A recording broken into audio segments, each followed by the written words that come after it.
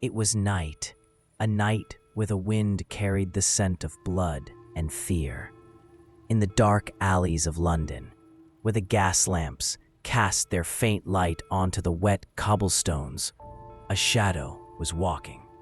A shadow whose name nobody knew, but whom everyone feared. 11 weeks. 11 weeks that history will never forget. The year 1888.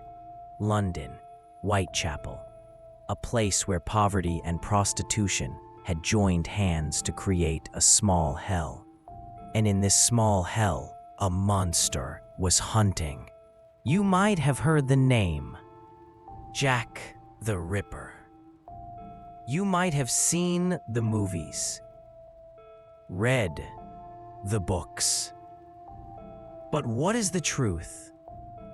What is it that the books don't tell you? Today, I want to tell you everything, uncensored, without any sugarcoating.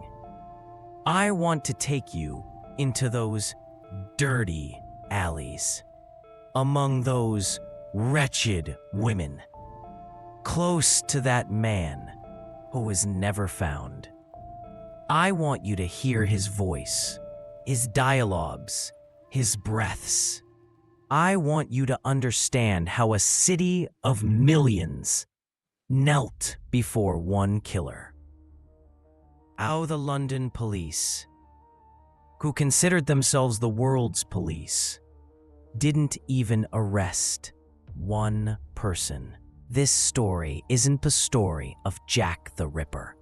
This is the story of London. The story of women who screamed in the darkness and nobody heard. The story of a man who might have been your good neighbor, maybe the father of your children, maybe the very person you said hello to in the mornings.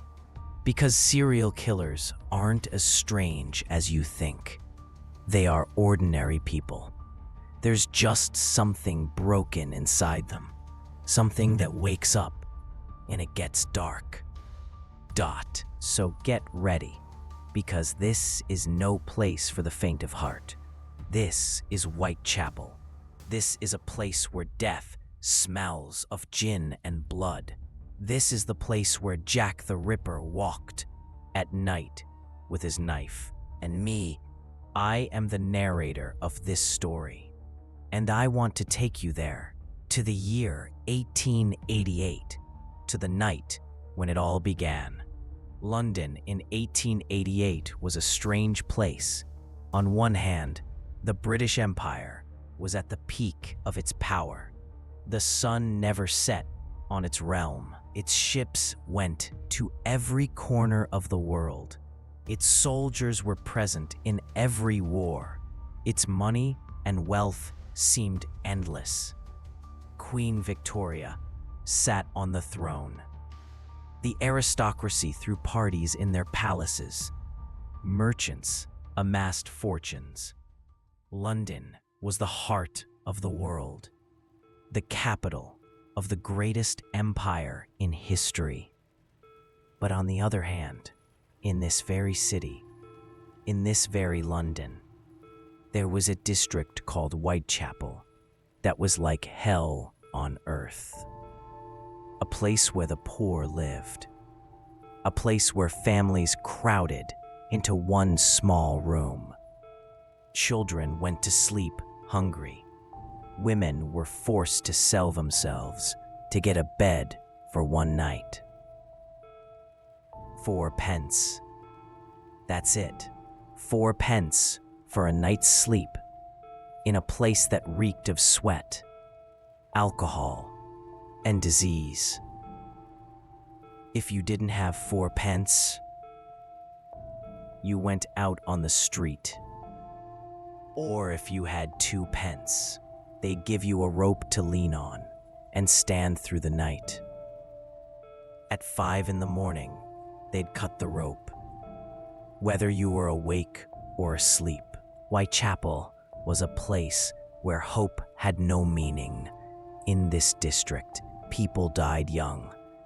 The average lifespan of a laborer was 19 years. 19 years. Think about it. A child born today would probably be dead by 19. Children died more often than adults. Diseases like tuberculosis, cholera, typhus, and smallpox were everywhere. The air smelled of sewage. Rats ran in the streets. The London fog, that black, toxic fog made from coal smoke, made it hard to breathe. People were drunk, always drunk, because gin was cheap and life was hard. A writer of that time had said, "A foul smell rose from the butchers' and fishmongers' shops.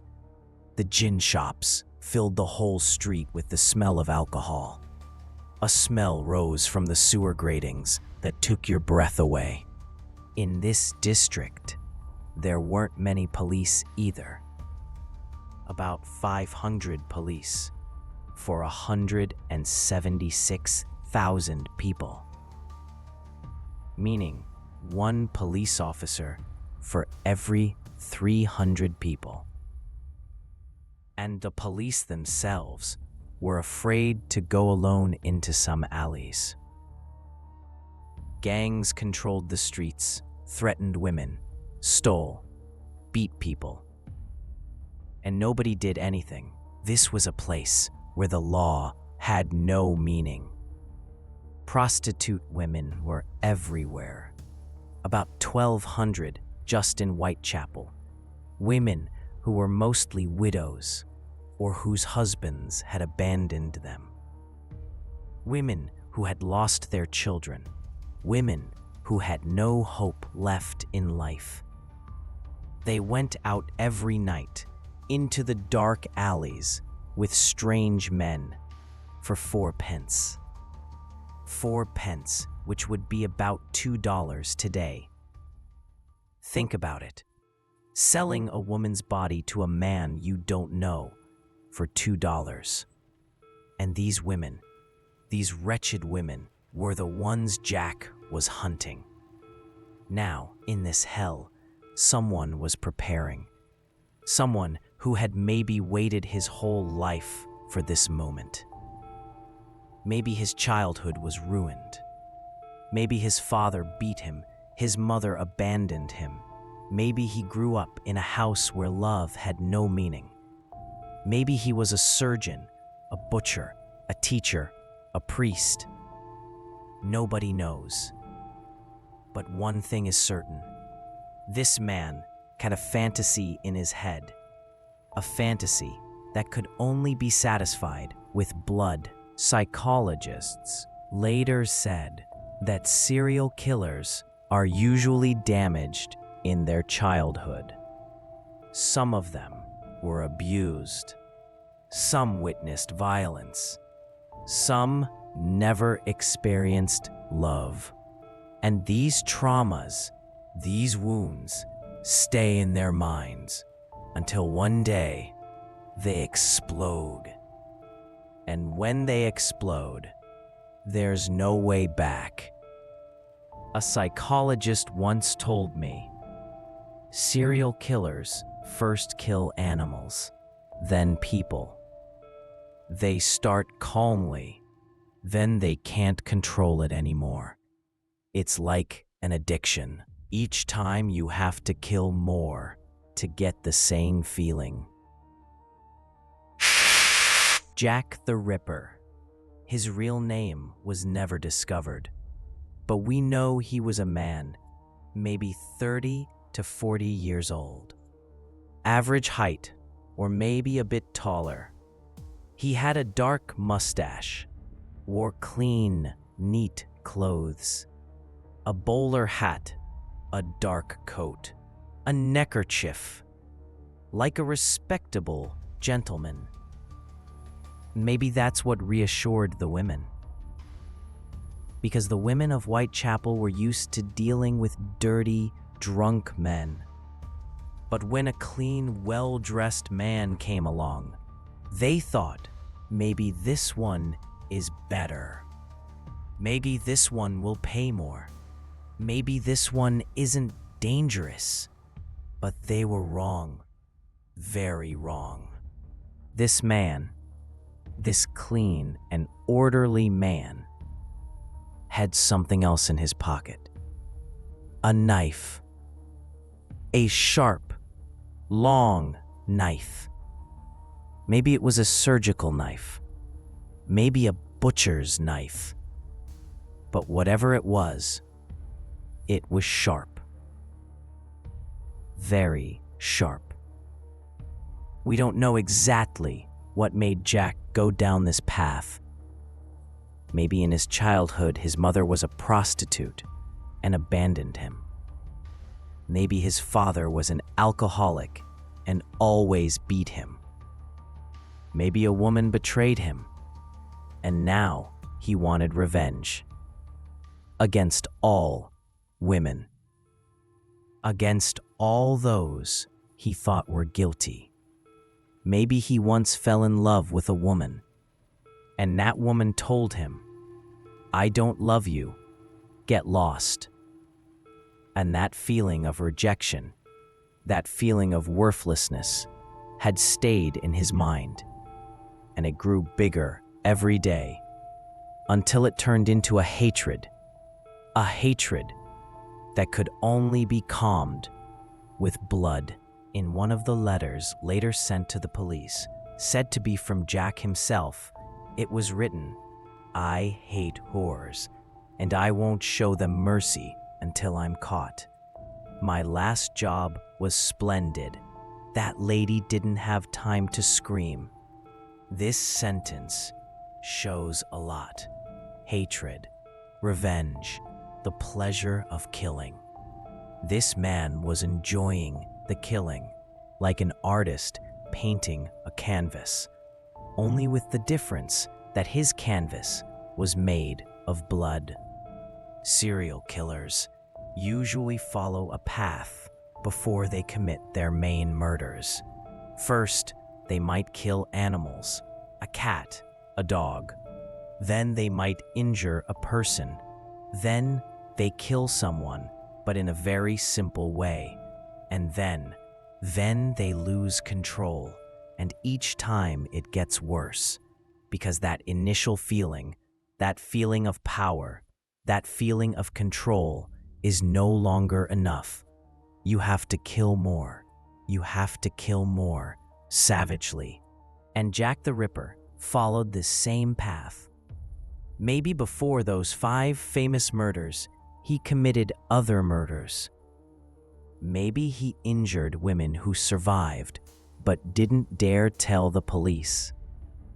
Because in Whitechapel, the police didn't care about prostitute women. They thought these women were to blame themselves. They chose this life themselves. A policeman once said to one of these women, "You chose this work yourself, so why are you complaining now?" But the truth was, these women had no choice. Most of them were widows, or their husbands had abandoned them. They had lost their children. They had no family, no work. And the only way to survive was to go out at night, into the dark alleys with strange men. For 4 pence, for a bed, for one night without hunger. A woman once said to her friend, "You know why I do this? Because if I don't, I'll die. It's simple. Either I sell it or I die of hunger." And her friend had said, "But it's dangerous. That killer is everywhere." And the woman had laughed, a bitter laugh, and said, "Everything is dangerous, darling. Life is dangerous." Jack knew this. He knew these women were vulnerable. He knew nobody cared about them. He knew he could do anything to them, and nobody would make a sound. Because these women, these wretched women, had no value to society. They were just a nuisance, something that needed to be cleaned up. And Jack was cleaning them up. Maybe Jack was a married man. Maybe in the mornings he said to his wife, "Good morning, darling." Maybe he kissed his children and went to work. Maybe he was a doctor, a teacher, a merchant. Maybe he had many friends.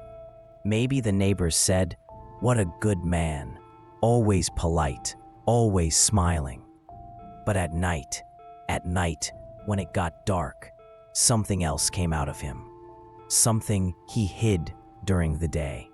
Something that was hungry for blood. And this is exactly what makes serial killers dangerous.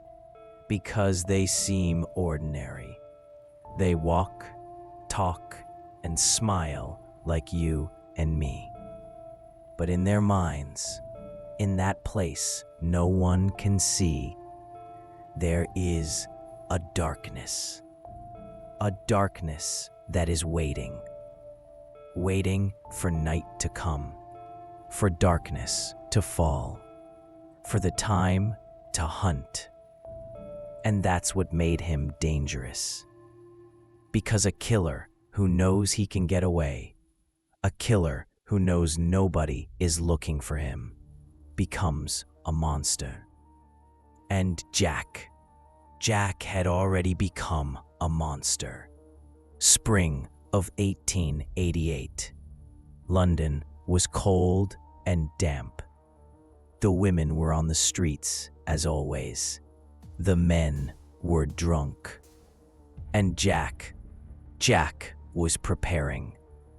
Maybe he stood for hours in the darkness those nights, watching. Maybe he was looking for a victim who was alone, drunk, weak. A victim, the first attack, or at least the first attack attributed to Jack, happened in February. A 38-year-old woman named Annie Millwood.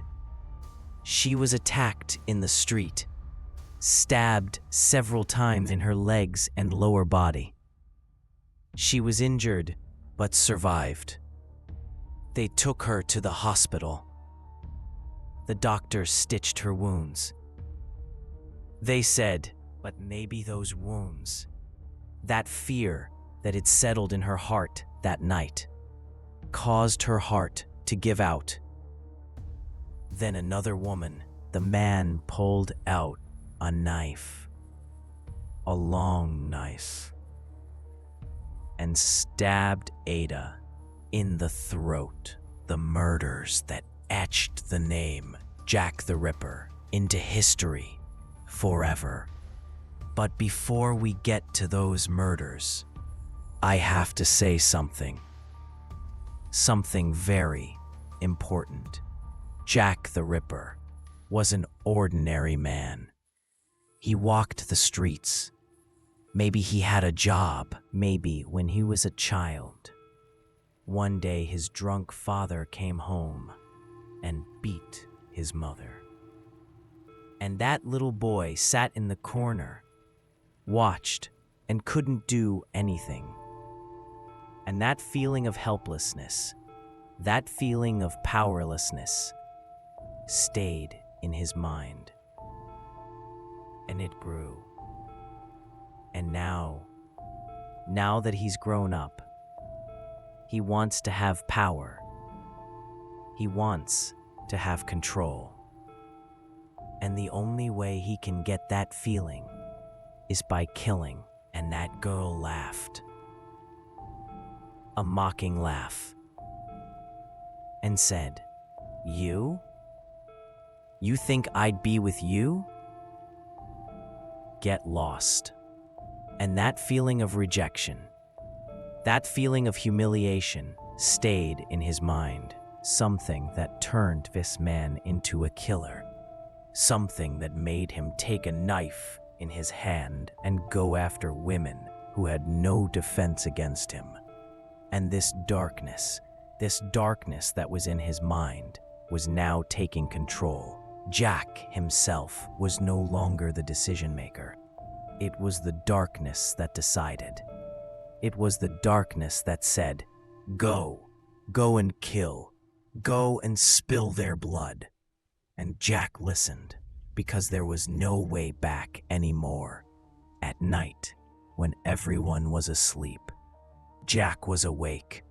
Maybe he slipped out of his own house. Maybe he lied to his wife. "I have some business. I'll be back soon." And his wife would say, "Take care of yourself." And he would smile and leave. He would go into the darkness, into those same alleys covered by the London fog, into those same streets that smelled of sewage and alcohol. And there, in that darkness, he would wait for his prey. ...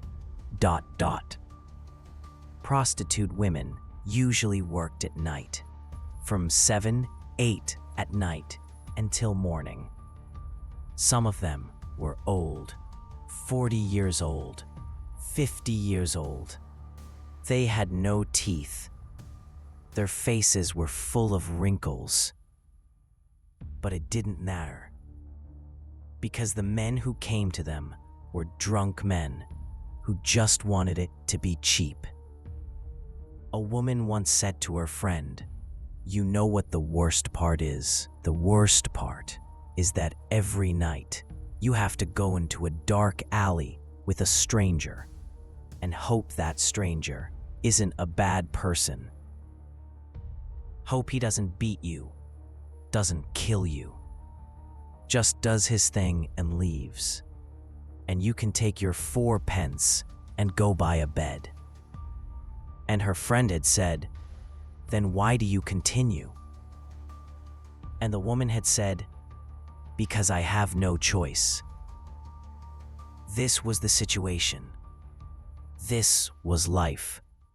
And Jack was hunting in this very situation. The police couldn't do anything either, because they were too few, and the crime was too much. Every night there was theft, brawls, murder. The police were tired. A policeman once said, "We're fighting a war in Whitechapel. It's a war zone. Something new every night." And now something even newer had arrived. A serial killer. A killer who was killing prostitute women, one by one.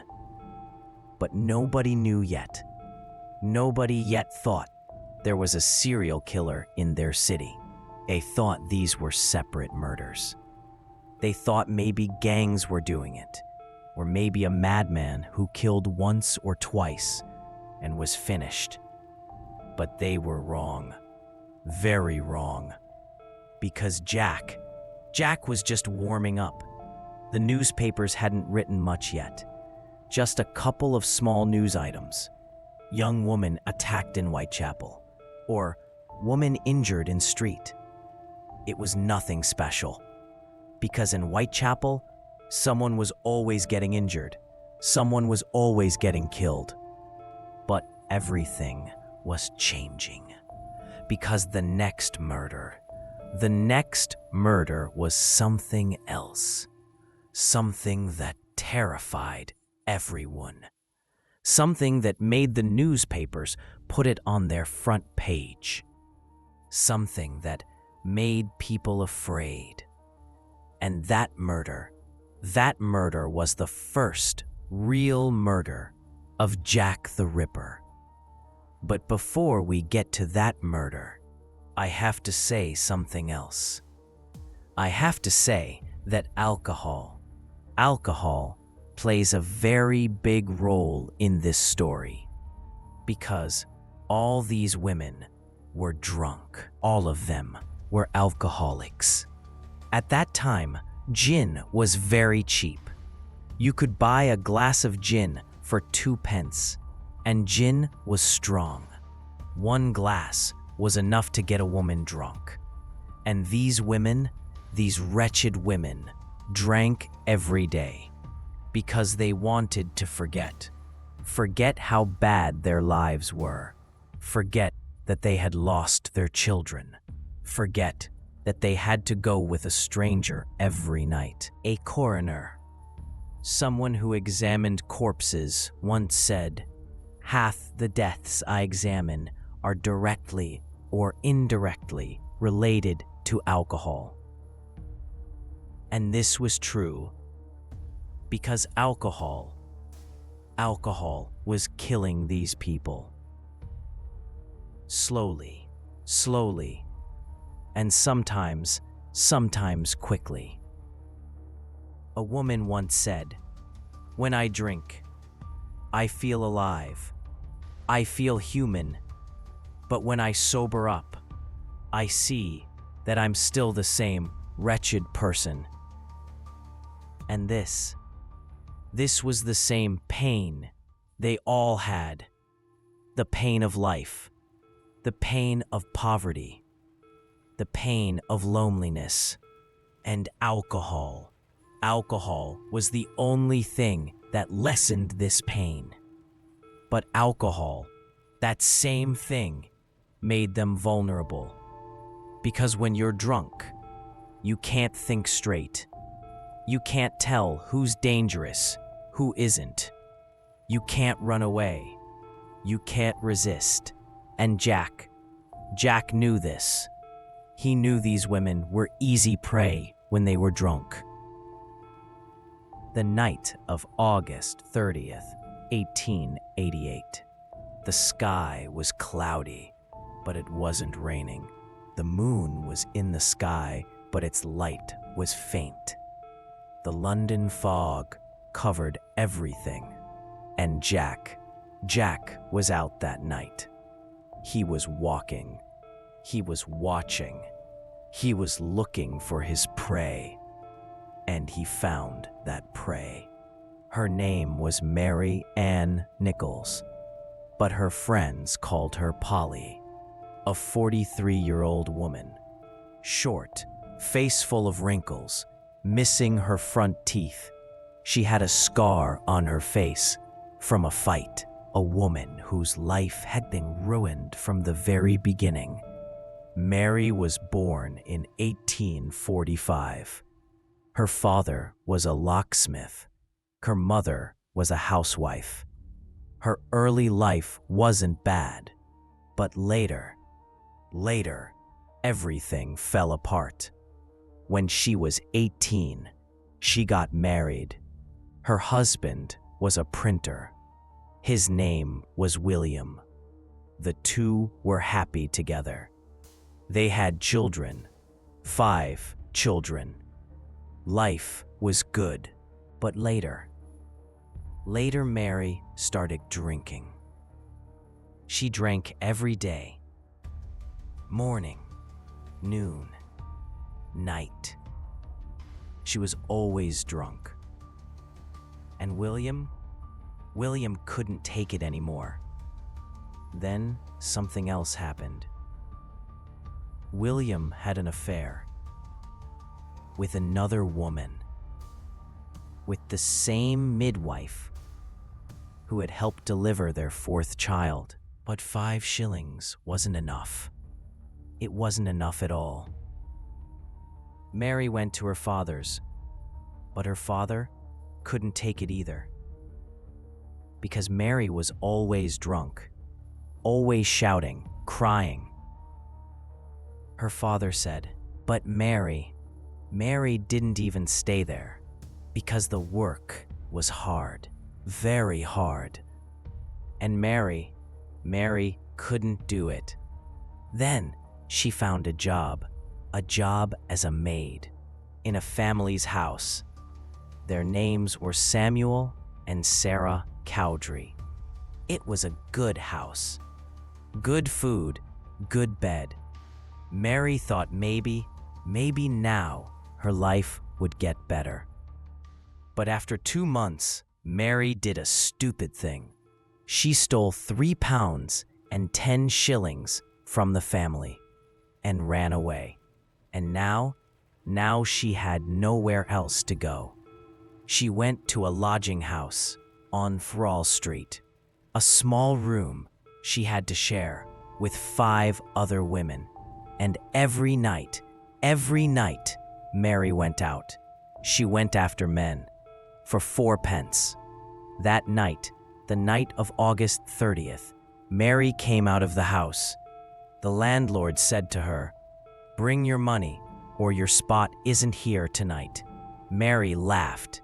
She showed him her hat, a black hat with decorations. She said, "Look what a nice hat I got. I'll go get the money now." But she didn't bring the money. She went to a gin house. She went for gin.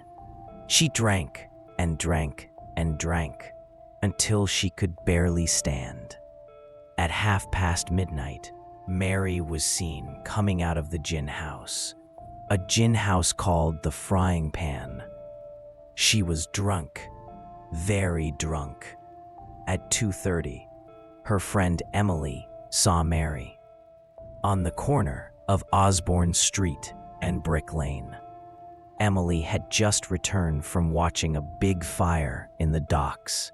In those days, fires were like entertainment.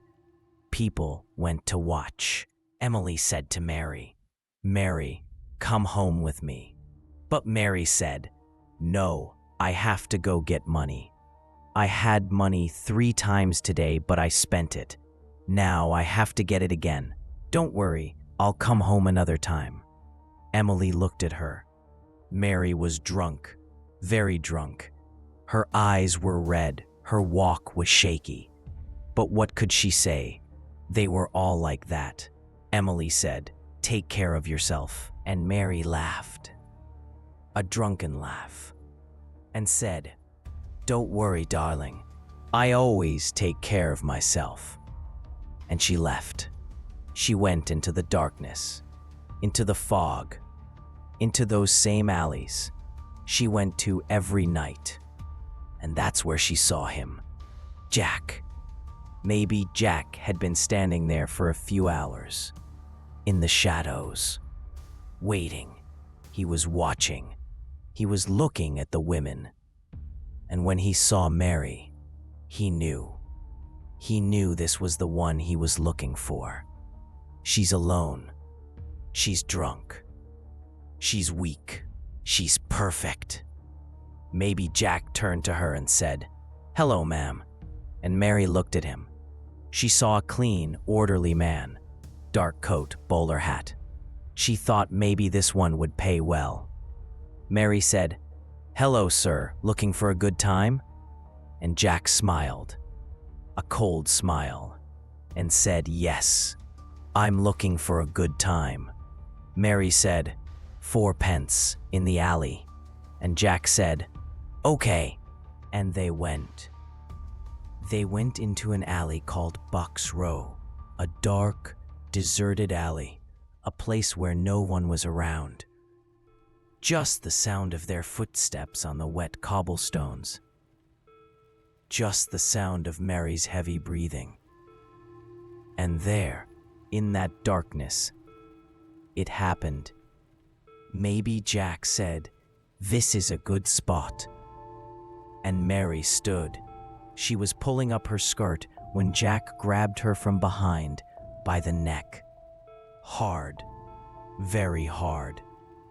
Mary tried to scream but couldn't, because Jack's hand was over her mouth. And then, the knife. A quick movement, left to right. Mary's throat opened. Blood started to pour out. Mary fell to the ground. Her eyes were open. She was looking at the sky, at the moon, but she couldn't see anymore. A few seconds later, she died. And Jack stood there. He looked at her, and then he took the knife again, and he started. He cut open Mary's abdomen from bottom to top. Her intestines spilled out, and Jack just watched. He was enjoying it. A few minutes later, it was over. Jack stood up. He wiped his hands on Mary's skirt. He put the knife in his pocket. and he left, calmly, like a shadow, into the fog, and disappeared.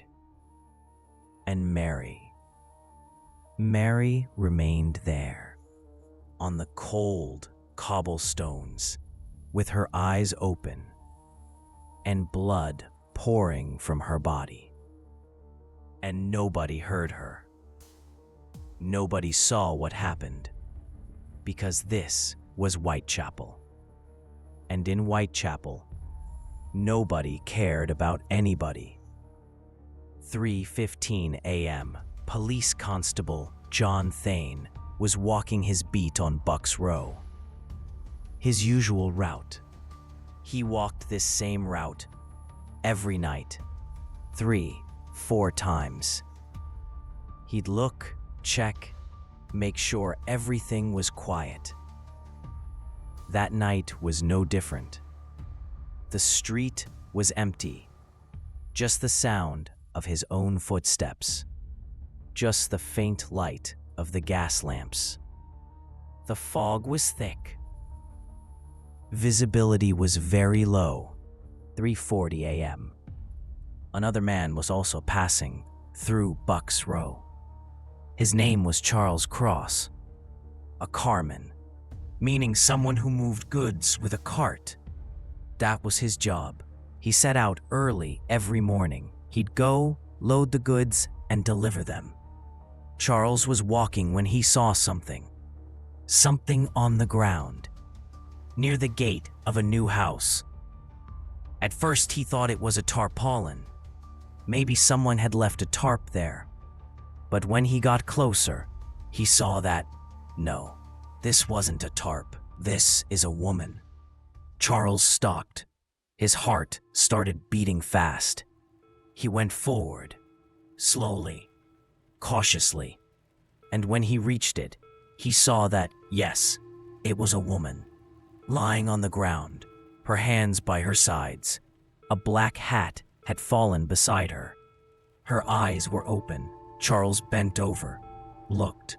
The woman's face was white, very white, and her skirt was pulled up almost to her stomach. Charles thought maybe the woman was drunk.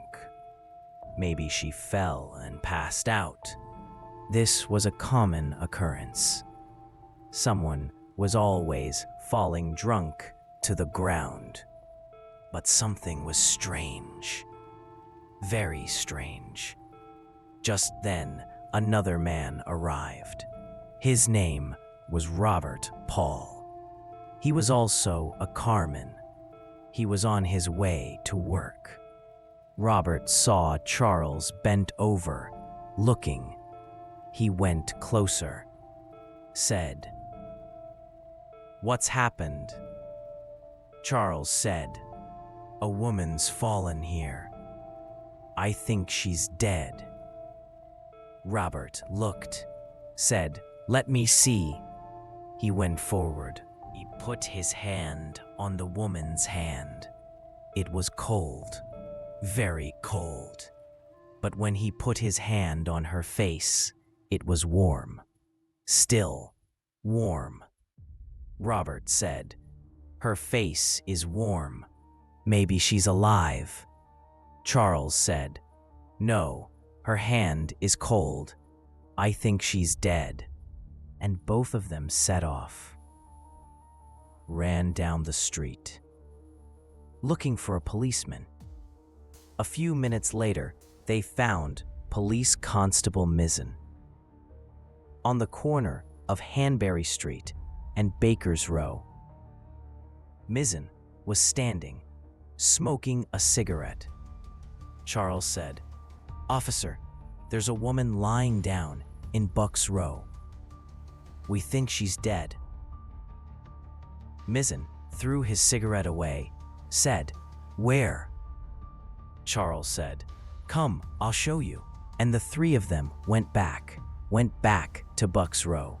But at that very moment, another policeman had also found the body. His name was John Neal. He was also walking the same beat. And at 3:44 a.m., meaning just 4 minutes after Charles had found the body, Neil also arrived there. Neil saw the body. He went forward, turned on his lantern, and shone it on the woman. And that's when he saw it. The woman's throat was cut from one ear to the other, a deep cut. Blood was everywhere, on the ground, on the woman's clothes, everywhere. Neil took a step back. His hand shook.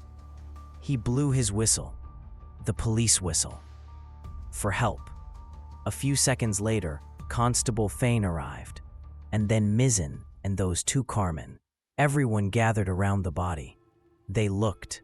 No one spoke. They just looked. Neil said, "Go get a doctor and a stretcher." Fane ran. He went to Dr. Rees, Ralph Llewellyn. His house was on Whitechapel Road, number 152. Fane knocked on the door, hard, several times. A few minutes later, the doctor opened the door. He was sleepy. Said, "What's happened?" Fane said, "A woman's been killed. You need to come." The doctor got dressed, took his bag, and went with Thane. When the doctor arrived, he saw the body. He bent over, looked, touched the woman's hand, said, "She's still warm.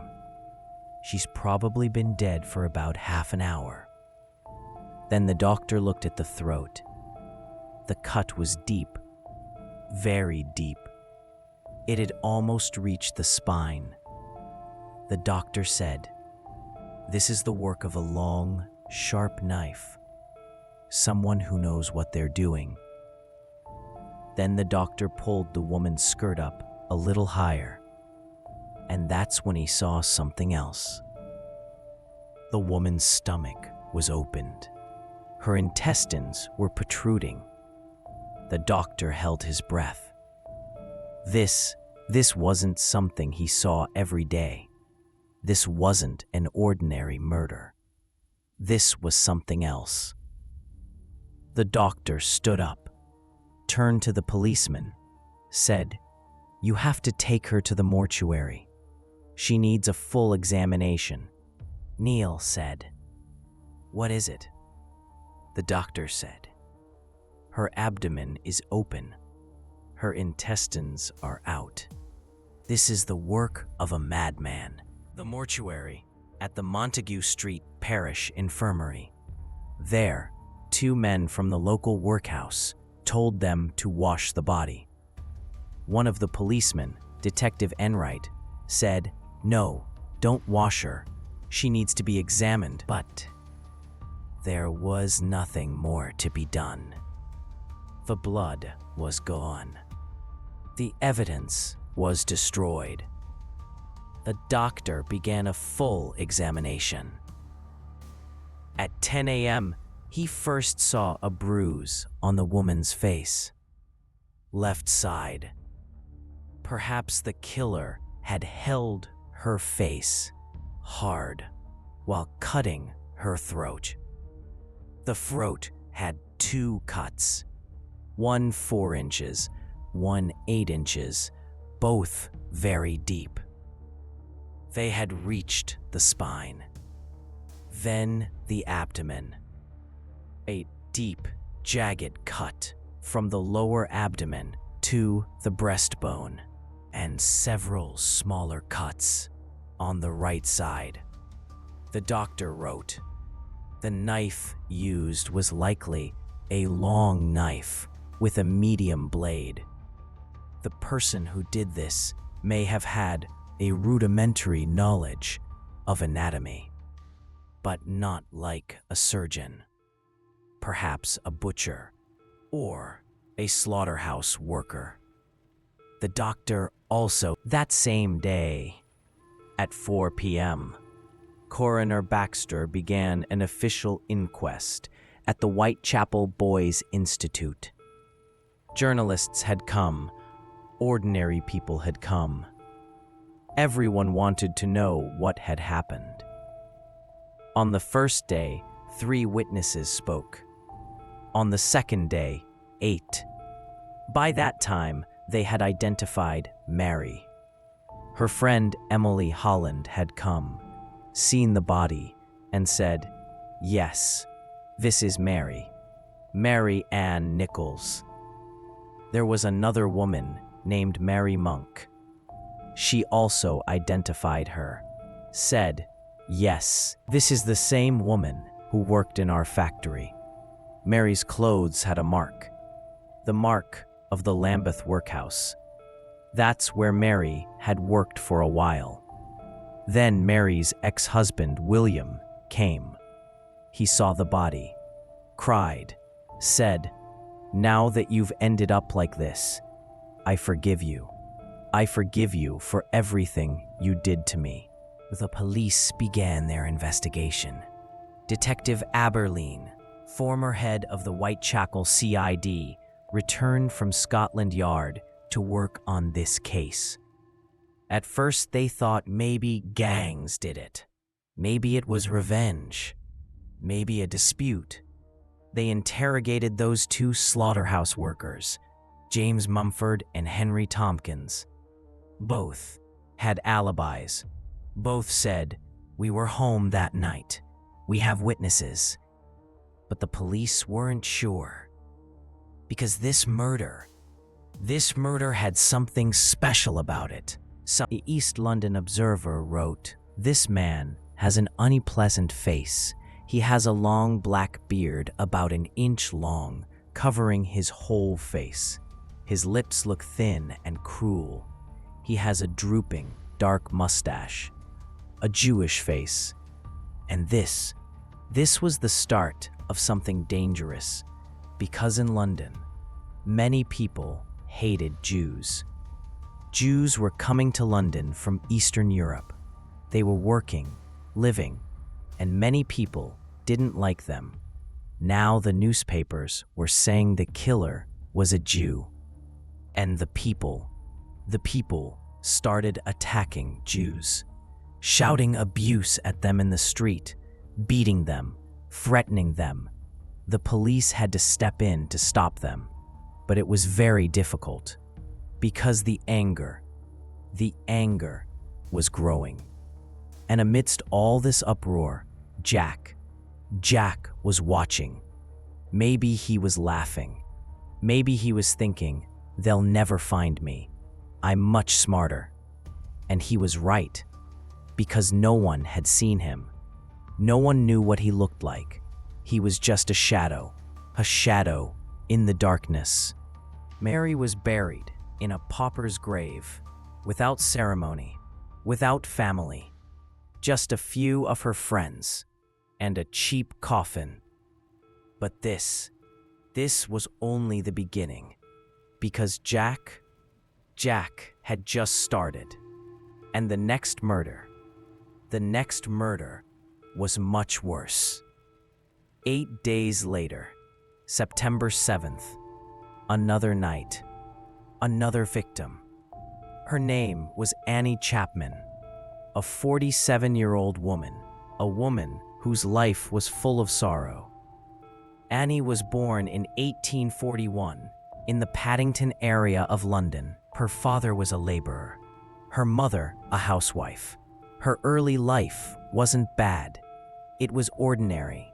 When she was 27, she married. Her husband's name was John Chapman, a coachman. They had 3 children together. Life was good. It was peaceful. But then everything fell apart. The year 1882, Annie's 12-year-old daughter died of meningitis, a terrible disease that had no cure at the time. The daughter died in her mother's arms, and Annie was never. Her son was disabled, paralyzed, couldn't walk. They took him to a care home. Her other daughter went to France, wrote letters at first, then stopped writing, cut off contact. And Annie was left alone with her husband, John. But John John was also losing her because Annie had started drinking. She drank every day. Gin, beer, anything she could find. John couldn't take it. One day he said, "I can't anymore. I'm leaving." And he left. They divorced. The children stayed with John. Annie was left alone. John gave her 10 shillings a week to live on. And Annie tried to survive on just those 10 shillings. But in 1886, John died of cirrhosis of the liver. He was an alcoholic too, and now there was no money at all. Annie went to live with a man named Jack Seavey, a sieve maker. She lived with Annie. Annie had no one left. She went to a lodging house on Dorset Street, number 35, a small room with several other women. Her brother, Fountain, later told the newspapers, "My sister started drinking when she was young. We told her, my sisters told her, but she wouldn't listen. She always went back to rum. Rum was always her drink of choice." Annie tried to earn money. She sold flowers, did crochet work, anything, but it wasn't enough. And then she was forced to go another way. Prostitution. Every night she went out, looking for men, for 4 pence, for a bed. There was a man named Edward Stanley, a 47-year-old laborer. Sometimes he bought her a bed. Sometimes he gave her money. Annie called him a pensioner because she thought Edward was an army pensioner. But Edward couldn't always help either. And Annie was alone most of the time. A week before her death, Annie had a fight with a woman named Eliza Cooper. Eliza said Annie stole a bar of soap from her.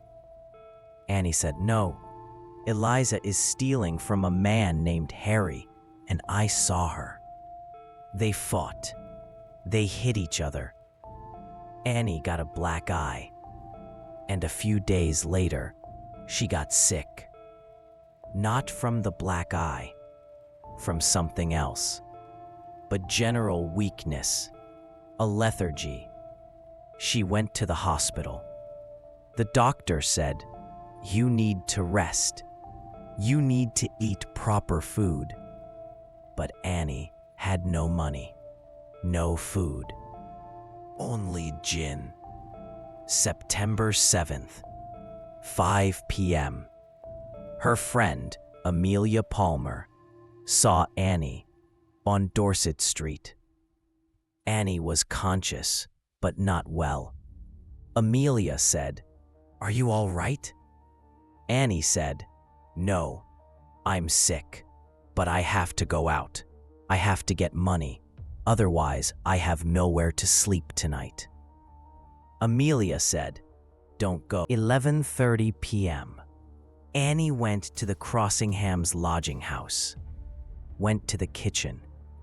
William Stevens, one of the residents, saw her.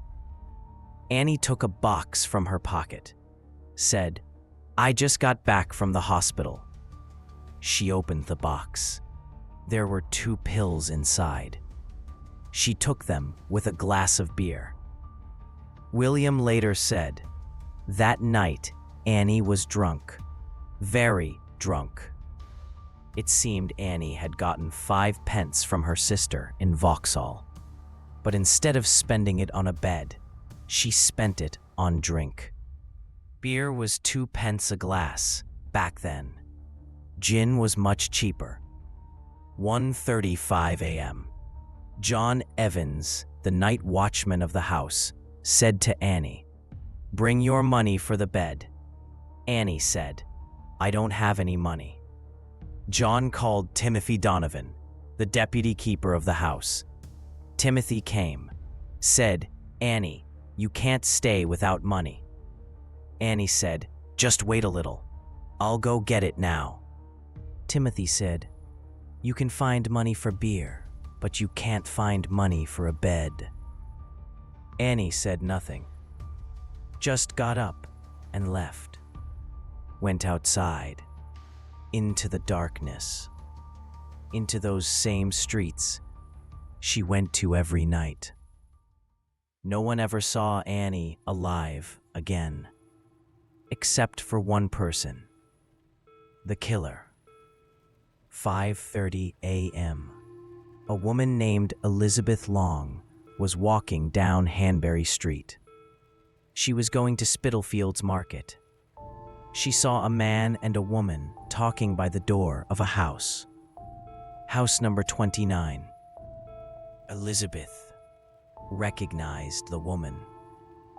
It was Annie Chapman. She didn't recognize the man. She only saw that his back was to her. He was wearing a hat, like a sailor's hat. He was wearing a dark coat. He was taller than Annie. Elizabeth heard the man say, "Will you?" And Annie said, "Yes." Elizabeth left. She didn't come back. 5:45 a.m. A man named John Richardson woke up. His house was on Hanbury Street, number 29, the same house Elizabeth had seen. John went into the yard, a small yard, 14 feet square. He sat on the steps. He wanted to fix his shoes. His toes hurt. He took a knife from his pocket, started cutting the shoe leather. He sat there for about 2 minutes, looked around, saw nothing suspicious. Then he got up and left. Later, he told the police, "If a body had been there, I definitely would have seen it, because I sat in the exact spot where the body was later found. But maybe John didn't look carefully. Maybe the body was there, but John didn't see it. Or maybe the murder happened after John left, between 5:20 and 5:30 a.m. Albert Kadosh, a carpenter, went outside from the house next door, number 27, into the yard. The yards of these two houses were the sound of two people talking. He thought a woman said, "No."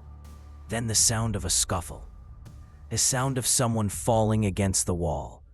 But then everything went quiet. Albert said nothing, did nothing, just did his work and left, went to Spitalfields Market. Later, he told the police, "I didn't see anything suspicious, just a sound. I thought two people were fighting. It wasn't anything strange." 5:30 a.m. Elizabeth Long, the same woman who had seen Annie, was returning from the market. She passed through Hanbury Street again, but this time she saw nothing suspicious. 5:45 a.m. John Davis, a carman, woke up. His house was number 29. He went downstairs, went into the yard, and that's where he saw her. John Davis stood. He couldn't move. He couldn't breathe. He just stared. Annie Chapman was lying on the ground, parallel to the wall. Her head was only 6 inches from the bottom step. Her feet were towards the shed. Her left hand was on her chest. Her eyes were open. But these things weren't important. The important thing was what John was seeing. And that thing was something he would never forget. Annie's throat was cut from one ear to the other. Blood was everywhere. On the ground, on the wall, on her clothes. Her face was covered in blood. Her skirt was pulled up to her waist. But worse than all of it, worse than all of these, was her stomach. Her stomach was completely open. Her intestines had been pulled out and placed on her right shoulder, as if someone had done this carefully, with purpose. John put his hand over his mouth. He felt like he was going to vomit. He turned and ran into the street, screamed. Another man, Henry Holland, came. John said, "There, in the yard, a woman. My God, a woman." Henry went, looked, and he too ran out. His face had turned white. Two other men came, James Green and James Kent. Both were laborers. They were on their way to work, a packing factory, number 23. James Green looked at the body, said, "I'm going to work. I can't be late," and left. James Kent said, "I'll go look for the police," and left, but he couldn't find a policeman. After 10 minutes, he returned, said, "I couldn't find one.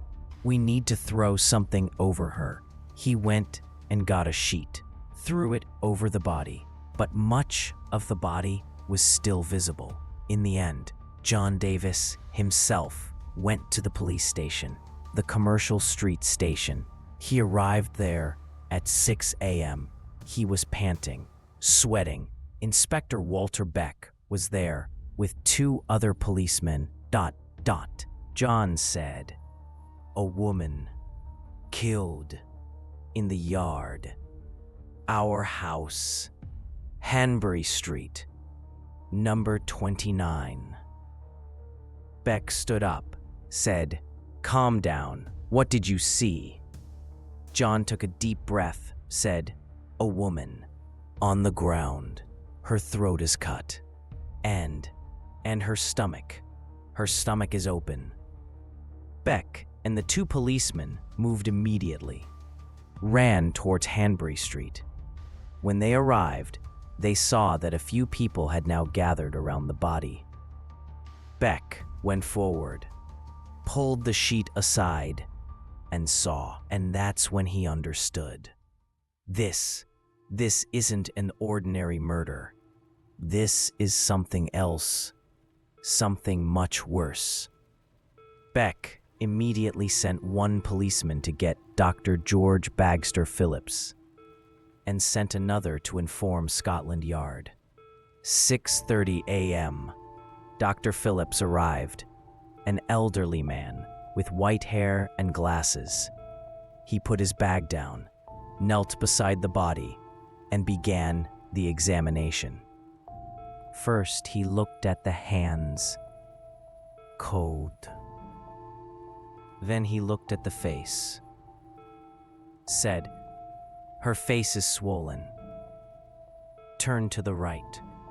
Her tongue is protruding between her front teeth, but not past her lips.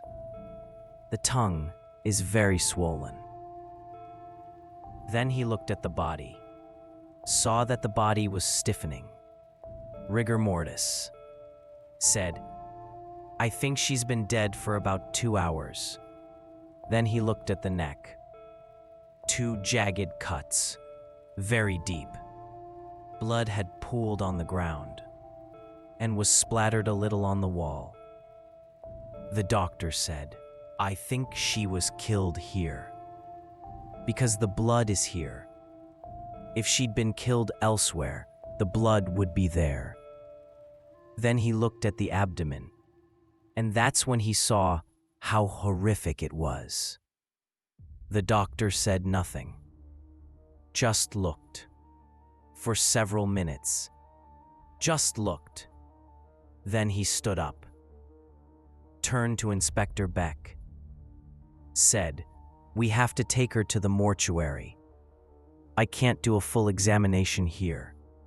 Beck said, "What did you see?" The doctor took a deep breath. Said, "This is the work of a madman. A dangerous madman. Someone who takes pleasure in this work." Shortly after, Inspector Aberlin arrived. The same man who was also working on the Mary Nichols case. He looked at the body and understood. This is the same killer. The same one who killed Mary. Aberlin said, "We have to search the whole area. We have to detain every man who looks suspicious. This killer must be nearby. He can't have gone far." The police began searching, house to house, man to man. But they found nothing. 1:30 p.m., Inspector Thomas Arnold, head of H Division, ordered the yard door to be broken down with an axe. When they went inside, they saw how much blood there was. It had soaked the bed, soaked the pillow, everywhere. A fire was dying out in the fireplace. There were remnants of clothing in it, and a hat, and Aberline thought, the killer lit this fire for light, so he could see what he was doing. Dr. Thomas Bond, a famous police surgeon, and Dr. Phillips began a detailed examination. Dr. Bond later wrote, "The whole of the surface of the abdomen and thighs was removed. The abdominal cavity was emptied of its viscera. The breasts were cut off. The arms were mutilated by several jagged wounds. The face was hacked beyond recognition of the features. Viscera were found in various places, the uterus and kidneys with one breast under the head, the other breast by the right foot, the liver between the legs, the intestines on the right side of the body, the spleen on the left." The doctor said, "This work took at least an hour. The person who did this had a knowledge of anatomy, perhaps a surgeon, or at least a butcher."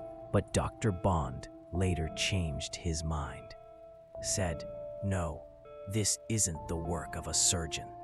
A surgeon would be more precise. This is someone who just wants to remove the internal organs. He doesn't know exactly where they are, but he has a rough idea." Something else was also found. 2 brass rings that had been taken from Annie's fingers, and a small packet containing 2 pills. On the packet was written the letter M and a seal of Sussex Regiment. Aberline kept this. Perhaps it was a clue. September 9th. Dr. Phillips, after showing his anger to 2 nurses who had washed the body without his permission, began a full autopsy. His report was as follows: a bruise on the right temple, a bruise on the upper eyelid, 2 distinct bruises, each the size of a man's thumb, on the front upper part of the chest. The rigidity of the limbs is now well marked. A bruise on the middle of the bone of the right arm. The throat wound was severe. The doctor wrote that the killer had probably taken Annie's chin firmly while cutting her throat from left to right. The report continued. The abdomen was completely laid open. The intestines, detached from their mesenteric attachments, had been lifted out of the body and placed on the shoulder of the corpse, while from the pelvis, the uterus and its appendages with the upper portion of the vagina and the posterior 2/3 of the bladder had been entirely removed. This had been done in such a way as to avoid damage to other organs.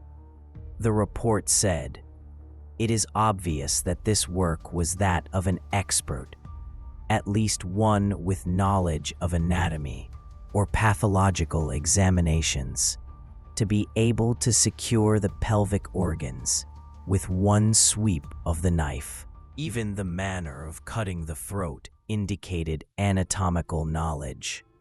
If the doctor himself wanted to do this, the best part would take an hour and a considerable amount of skill and anatomical knowledge. The weapon, the doctor said, was probably a surgeon's amputation knife or a butcher's knife. The doctor also said he thought she was first strangled, then her throat cut, then her abdomen opened. September 10th. Coroner Baxter began the official inquest, but this time, he did not give the full details because he was afraid the attendees would be upset. Baxter said he thought Annie was killed around 4:20, but this didn't match the witnesses' testimonies because people had seen her after that time. Baxter concluded that when John Richardson went down the steps, he probably didn't go all the way down, which is why he didn't see the body. And those who heard her were probably mistaken about the time. September 26th. Baxter announced that whoever committed this horrible crime must have anatomical knowledge, more than a slaughterhouse worker. The precision of organ. At first, Baxter said he thought this murder was connected to an American man rumored to have come to London to buy human organs. But later, he abandoned this line of inquiry. September 15th. The Daily Telegraph wrote, "Annie Chapman's funeral took place yesterday morning. The utmost secrecy was observed, and no one except the funeral director, police, and the deceased's relatives knew the arrangements. People all asked, how can a man clearly covered in blood, carrying a knife and human organs, move through a city full of people? It was morning. People were going to work. How did this man disappear?" London was ablaze with conspiracy theories. People gathered around Hanbury Street to see where it happened. There were so many that some came with their handcarts to sell fruit and vegetables. Hawkers ran around. Pickpockets came. Women offered men a good time with their hats. The British Home Office refused to offer a reward. They were afraid it would make people lie and confuse the police.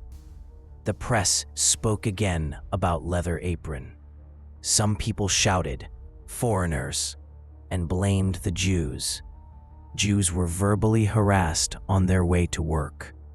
The police did everything to prevent a riot. You could cut the tension with a knife. There were several suspects. The German barber, Charles Ludzig, whom the police hauled in for questioning. Also William Pigott, a drunk who was heard in a gin house in Gravesend, Kent, threatening to bother women.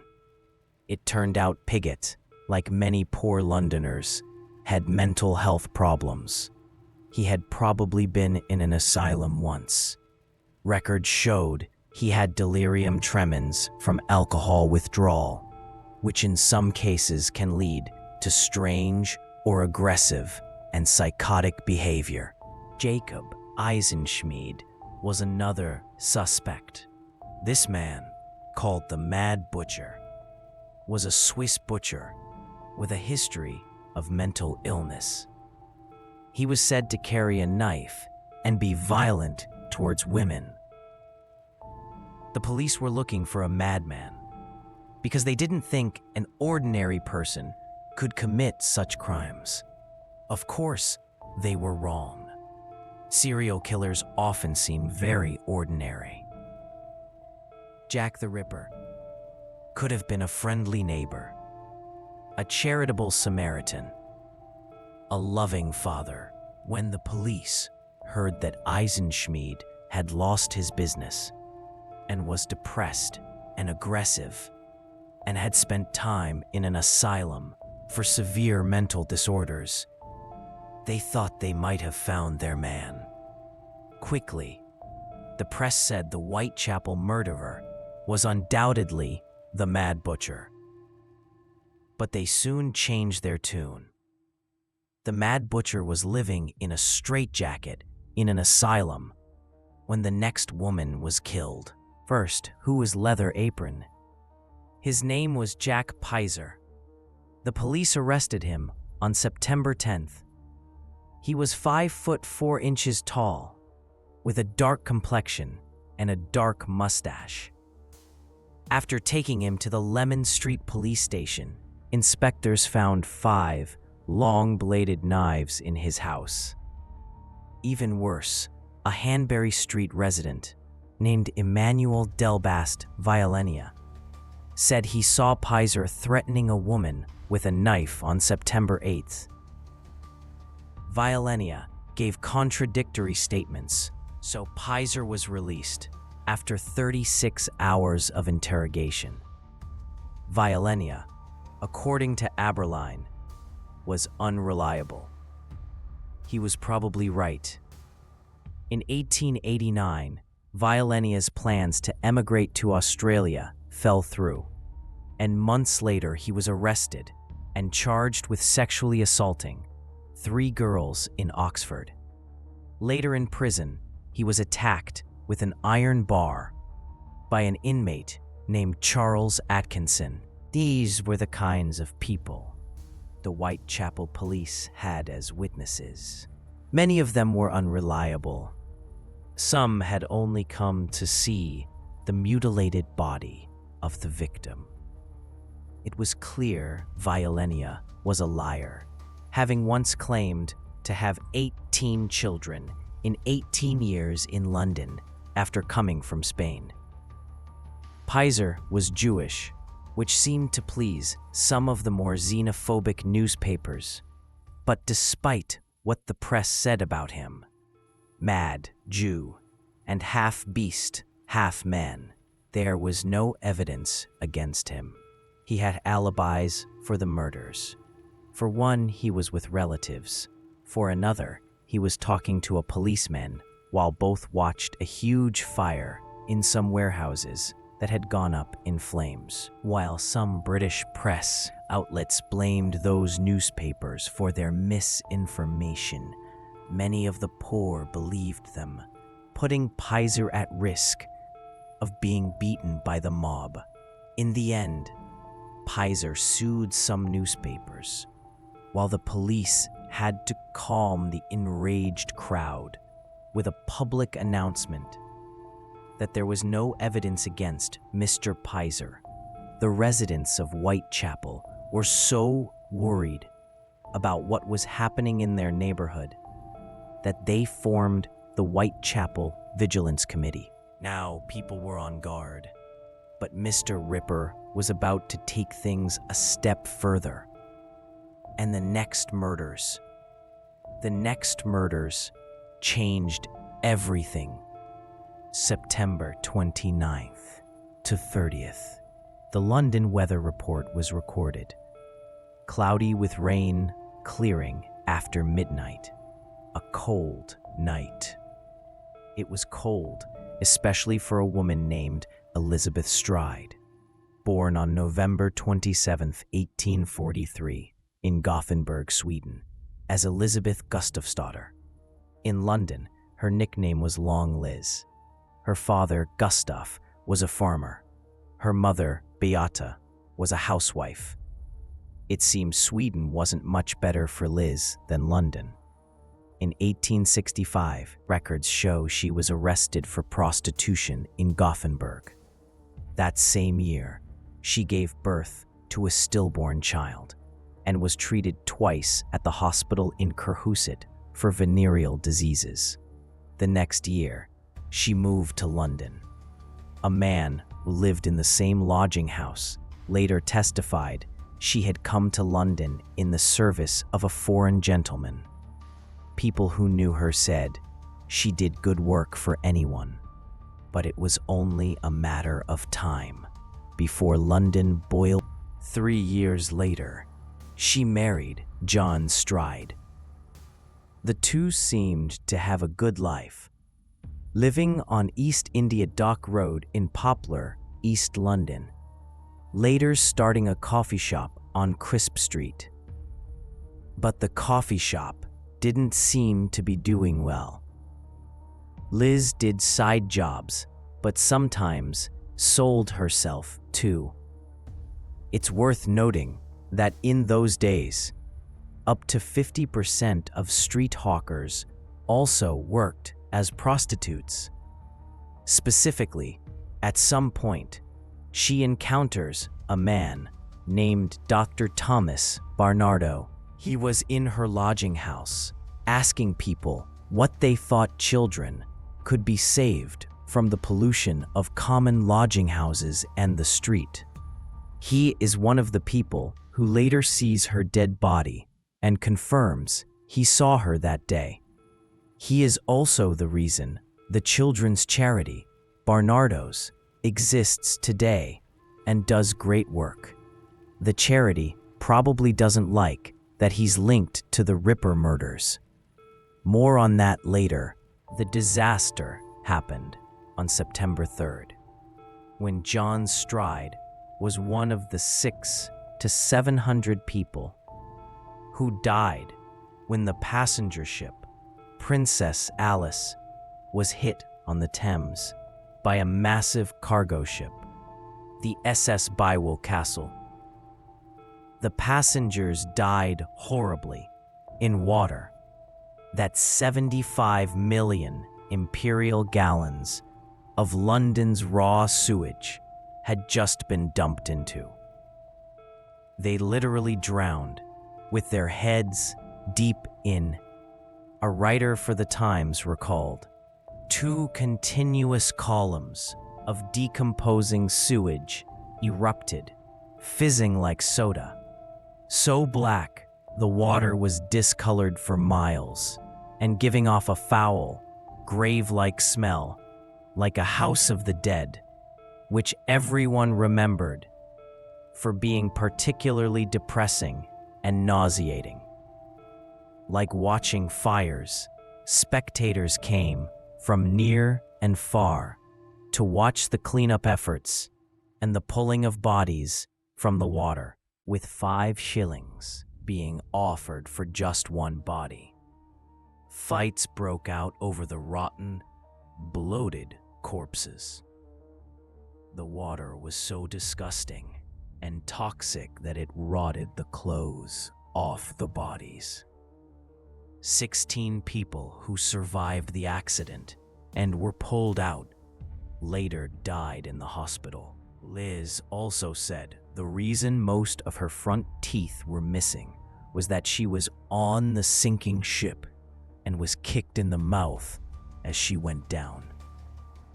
However, John might have died of heart disease in 1884. The jury is still out on that one. It always will be. What's certain is that in 1885, Liz started living with a waterside laborer named Michael Kidney. Although the relationship from 1887 to 88, she appeared in the Thames Magistrates Court for 8 separate cases of drunkenness and disorderliness. She and Michael separated several times, but were living together at 33 Dorset Street at the time of her death. He was a drunk too, often staying at the factory, and once spent 3 days in jail in July 1888 for drunkenness, disorderliness, and using foul language. September 29th, 1888. Around 6:30 p.m., Liz was seen by Elizabeth Tanner at the Queen's Head pub on Commercial Street. Tanner was the deputy of the lodging house at 32 Flower and Dean Street. She had paid Liz 6 pence that day for cleaning work. Both drank together and later returned to the lodging house together. Liz was now 44 years old, 5'2", with curly brown hair and light gray eyes. She was pale, and all her upper front teeth were missing. That's what Charles Preston saw in the lodging house when he asked to borrow a clothes brush from her. Catherine Lane was also there, and at some point got a piece of velvet from Liz. Liz told Catherine she was going out, proudly showing off the 6 pence she had earned. At 11 p.m., laborer J. Best saw Liz at the Bricklayers Arms pub on Settle Street. He later said he was surprised to see a woman kissing a man dressed respectably. The man was described as 5'5", wearing a smart black morning coat and a black bowler hat. He had a thick, black mustache. Best joked with his friend that the man must be a leather apron, a type of tradesman often suspected, who was taking another woman. They joked and shouted at the woman, "That's the leather apron who's going around you." The man and Catherine went off like a shot after 11 towards Commercial Street and Burner Street. Best later said he and the woman went like a shot after 11, somewhere between 11 p.m. and midnight. Fruit seller Matthew Packer sold fruit to a man and a woman outside his room at 44 Burner Street. The location was 2 doors down from Duffield's yard. Packer later said the man was 30 to 35 years old, medium height, with dark hair and a dark complexion. He later identified the woman as Liz, although he says many contradictory things about the police. At 11:45 p.m., laborer William Marshall was outside his house at 64 Burner Street. He also saw a man and a woman, this time outside number 63. They seemed drunk and were kissing. He heard the man say, "You would say anything but your prayers." The couple then walked off towards Duffield's yard. William later said the man was well-dressed, with a black cutaway coat, dark trousers, and a hat, like a Melton, a type of hat. He said the man was clean-shaven, stout, and of medium height. At 12:35 a.m., Police Constable William Smith was walking his beat when he saw a woman with a man in a hard felt hat. They were standing opposite the International Working Men's Educational Club, a socialist club whose members were mostly Jewish. Smith said the man was about 5'7", with a small dark mustache, wearing a dark cutaway coat. He was carrying a long parcel about 18 inches long and 6 to 8 inches wide, wrapped in newspaper. The woman, later confirmed as Liz, was wearing a red flower pinned to her jacket. Israel Schwartz said he also saw a woman with a pinned red flower talking to a man who wore a dark jacket, dark trousers, and a black cap with a peak. This man, about 30, had dark hair and a dark mustache. He said the man tried to pull the woman down the street and then pushed her into a doorway. The woman screamed, but not loudly. Specifically, he said he saw another man on the other side of the street smoking a clay pipe. He was tall, about 35, wearing a dark overcoat and a black felt hat. Schwartz said these two men might be accomplices. This statement started rumors that the Ripper had a partner, and thus the murders were part of a conspiracy of well-dressed men. At 12:45 a.m., a dock laborer named James Brown saw a woman he later said was Liz. She was standing with her back to the wall on the corner of Burner Street, talking to a man of medium height wearing a long black coat. Brown told the police the woman said, "No, not tonight, some other night." When Brown reached his home at 35 Fairclough Street, 15 minutes later, he heard shouts of police and murder. A woman named Fanny Mortimer stood outside her house on Burner Street from 12:30 to 1 a.m. and said she saw no one going into or coming from Duffield's yard, which was right next to her house. Louis Diemschitz, a Russian Jew and a seller of cheap jewelry, tried to drive his pony and cart into Duffield's yard at 1 a.m. The pony wouldn't go in. Diemschitz later said, "I jumped down immediately and struck a match. There was a bit of a breeze, and I couldn't get enough light to show it was the shape of a person, which, from the clothing, I understood was a woman." He ran to 40 Burner Street, where the International Working Men's Educational Club was located. Diemschitz was its steward. He later said the Ripper might have been in the shadows when he saw the woman, and the Ripper might have fled when he went into the club.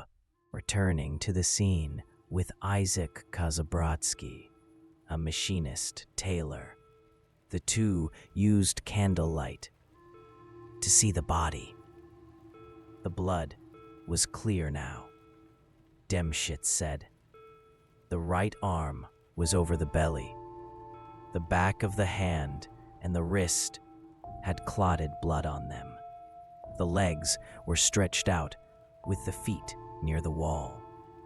The body and face were warm, and the hand was cold. The feet were quite warm. The deceased had a silk handkerchief around her neck, and it seemed a bit torn.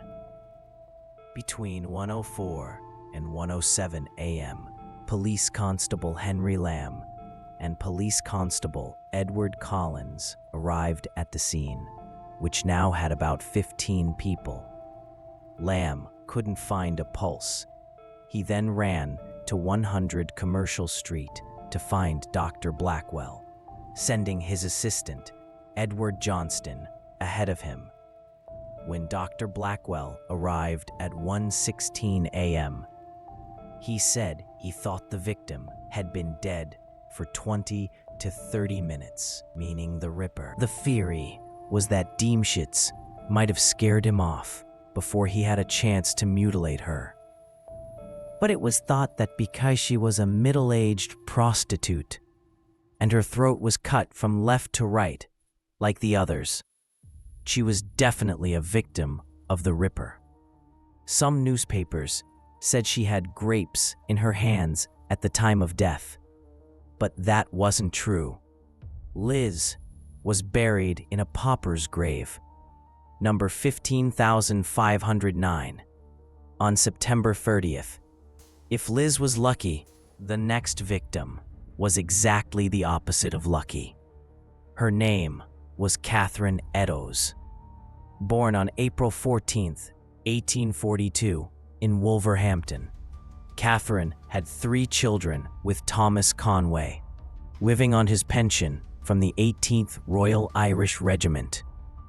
What of 12 children to parents who both died young? Catherine worked hard in a factory in her youth. After meeting Conway and moving to London, things turned ugly. They had 2 more children together, but fought violently.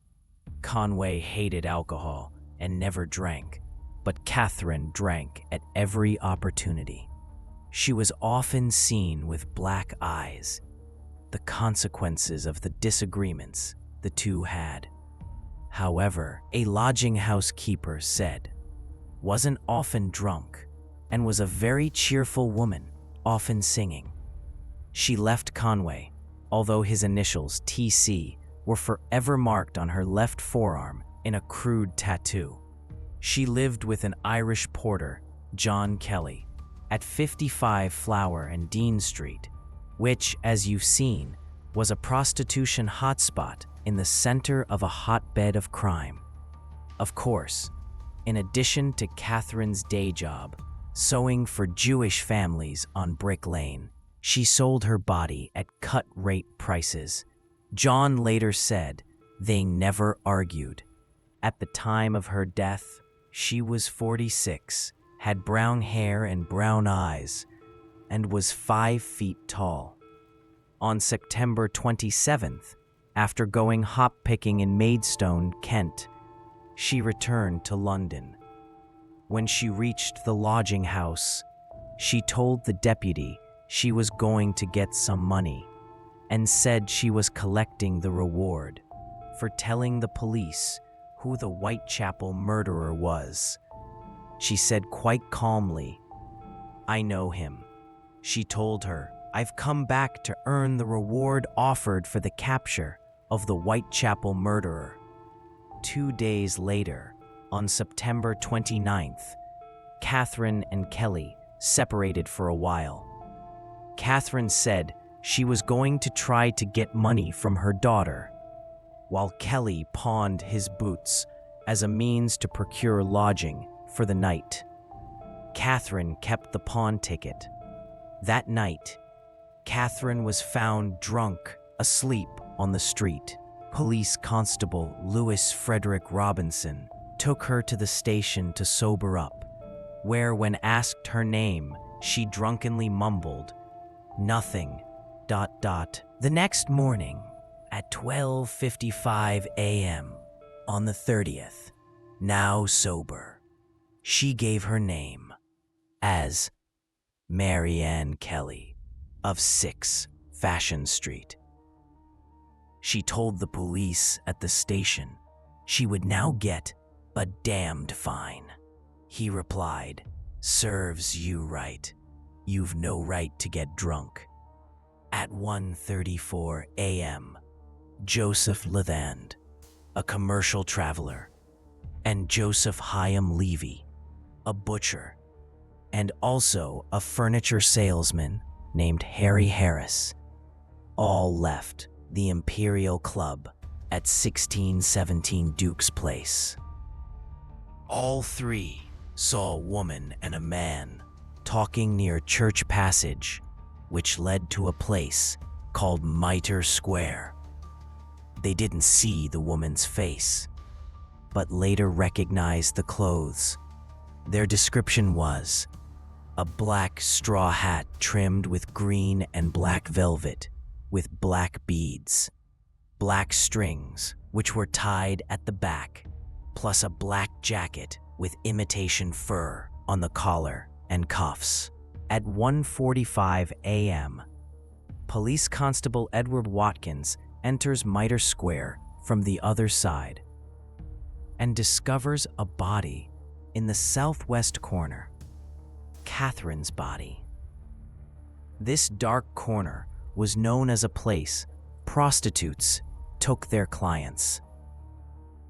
When a flashlight is shown on her body, It's clear her throat has been cut. Watkins almost jumps back when he shines the flashlight on her abdomen, where her intestines are protruding. He runs to the other side of the square, where he finds the night watchman and ex-policeman, George James Morris. Watkins stays with the body, while Morris goes and finds P.C. Harvey, who is still nearby. On the other side of the street, they call Police Constable Thomas Holland. Again, Whitechapel fills with police and drunk night wanderers, yet there is no sign of a man covered in blood, carrying a knife. Detective Daniel Halse later testified that he requested the neighborhood be searched and every man stopped and examined. Remember, we're only talking about 1 square mile, although admittedly with many dark streets. At 1:55 a.m., Dr. Frederick Gordon Brown, the police surgeon, arrives at the scene. As the doctor checks the body, he finds the pawn ticket. He later writes, "The intestines were drawn out to a large extent and placed over the right shoulder. They were smeared with some feculent matter. A piece of about 2 feet was quite detached from the body and placed between the body and the left arm, apparently by design. The lobe and auricle of the right ear were cut obliquely. It was a hellish sight, a nightmarish thing to behold. When she was found, she had probably been dead for only half an hour. Strangely, there was no blood on her belly or her thighs, no blood spatter on the bricks or paving, no blood on the clothes. There was no trace of recent connection." In his second examination, Brown wrote, "The face was very much mutilated. The upper eyelid on that side, a scratch of skin on the left upper eyelid, near to the angle of the nose. The right eyelid was cut through about half an inch." He said a kidney had been skillfully removed and stated a great deal of knowledge was necessary to remove the kidney and know where it is located. However, police surgeon George Bagster Phillips, who also saw the body, said this didn't mean a professional surgeon killed the woman. He said a butcher or slaughterhouse worker could have done it. Other experts also said this could have been done by anyone, and that the killer may not actually have been looking for specific organs. It should also be known that at about 2:55 a.m., a blood-soaked piece of Catherine's apron was found in the stairwell of an apartment building on Goulston Street, Whitechapel. The policeman who found it, on the wall near this important piece of evidence, someone had written, "The Jews are the men that will not be blamed for nothing." Misspelled, it seems the words of an illiterate person who either blames the Jews or doesn't blame them. Will not be blamed for nothing means will be blamed for something? Did Jack the Ripper drop the apron on his escape route? That was probably the way he went. Did he clean his knife with the apron and drop it? Did the graffiti have anything to do with the bloody apron at all? It was hard to say. The police erased it because it was written in chalk. The police didn't want it out there at the time because with all the anti-Semitism already around, such a statement could start riots. There was a lot of confusion among the investigators. How does this killer always get away so easily? Was he really a skilled surgeon? The police hid a lot of the mutilations from the press, but they couldn't help what happened next. On September 27th, the the Central News Agency in London received a letter signed by someone calling himself Jack the Ripper. This is the famous Dear Boss letter.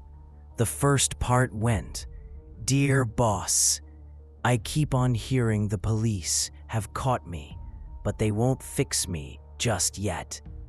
I have laughed when they look so clever and talk about being on the right track.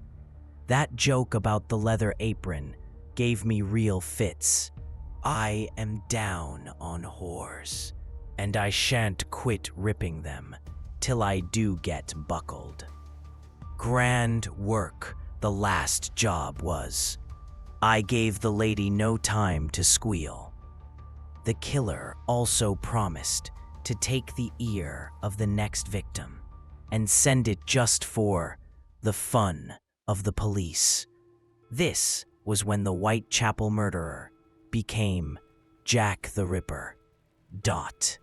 On October 1st, the same agency received a postcard, apparently covered in blood, signed by Saucy Jack, and explaining, "I was not codding dear old boss when I gave you the tip. You'll hear about Saucy Jack's work tomorrow. Double event this time." Number 1 squealed a bit.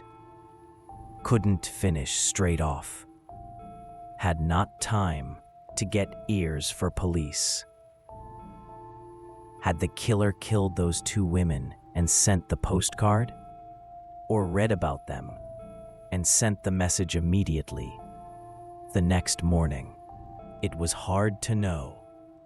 Anyway, the police took both the letter and handwriting analysis in the 20th century says both could have been written by the same person. But a journalist, it was later discovered, may have written both. It was on October 16th that a letter, now known as the From Hell letter, was sent to George Lusk of the Whitechapel Vigilance Committee, which the police really believed was genuine. It read, "From Hell, Mr. Lusk. Sir, I send you half the kidney I took from one woman, preserved it for you t'other piece. I fried and ate it. Was very nice. I may send you the bloody knife that took it out, if you only wait a while longer. Signed, Catch me when you can, Mr. Lusk." It also included a piece of a kidney. Lusk thought maybe medical students had sent the letter as a joke. Nonetheless, ripperologists these days say the From Hell letter may very well be genuine. After all, Catherine was missing a kidney. That kidney, according to medical analysis, belonged to a heavy drinker, True, who had died within the past 3 weeks. True. 20 years later, Major Henry Smith of the city police said the kidney left in Catherine Eddowes' body was in an advanced stage of Bright's disease. And the kidney in the letter had this disease too. Catherine was buried in an unmarked grave on October 8th. Now let's get to Jack the Ripper's pièce de résistance, a murder with a different modus operandi, but the same bloody signature, only more intense. If you're wondering about the difference between modus operandi and signature, the first one is the actions you gotta take to commit the crime, like chasing down poor prostitutes on dark streets. The second is described as a distinct, characteristic pattern of behavior that serves to fulfill emotional and psychological needs. That is, a craziness like staging the corpse or taking organs. It's more about venting than an operational plan. Mary Jane Kelly, known as Black Mary, was born in Limerick, Ireland, in 1863, the daughter of John and Mary. She later became the wife of John Davies, who was killed not long after they married in 1879 in a coal mine explosion in Wales. Without a great start to her young adult life, she soon hit the streets of Cardiff to sell her body. Mary, at least, was young when she arrived in London. Young enough to get herself a moneyed client who took her to France for a while. By 1888, she was living with Joseph Barnett in a cramped room in Miller's Court on Dorset Street, paying at least 4 shillings a week for the room. But after Joseph lost his job, it was her who kept a roof over their heads. The problem was, she'd also bring other prostitutes home when they had no place to sleep at night, which seemed to piss Joseph off so much he moved out. After that, Mary lived in fear. She hated being alone in the room, especially since Joseph used to read her the newspaper stories about the killer. But she was only 25, with long hair and blue eyes, slender, and about 5'7". Mary had beauty on her side. She even had a full set of teeth, maybe 2 false ones, and was intelligent, according to a friend, far above the ordinary of her class and position in life. Mary was quiet most of the time, a friendly, shrewd sort of person, but people who knew her said the drink devil could make her loud and foul-mouthed sometimes. November 8th, between 7:30 and 7:45 p.m., Joseph went to see Mary at 25 Dorset Street. It was a cold night and rain was forecast. They might have been separated, but they saw each other almost every day. Lizzie Albrook later confirmed she saw them together. Mary actually spoke to Lizzie, telling her, "Whatever you do, don't you do wrong and turn out as I have." At 11:45 p.m., Mary Ann Cox, who lived at number 5 Miller's Court, saw Mary walking with a man. She was wearing a dress and a red shawl over her shoulders. The man, Cox later said, was about 35. He was 5'5" or thereabouts, had a carroty mustache, was stout, and wore a billycock hat. The couple were standing outside number 13 Miller's Court. The man was carrying a quart of beer. Cox noticed her friend was very drunk.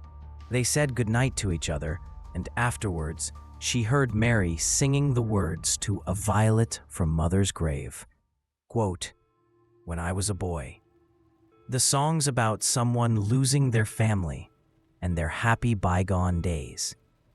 When Cox went out onto the streets again around midnight, Mary was still singing the same song.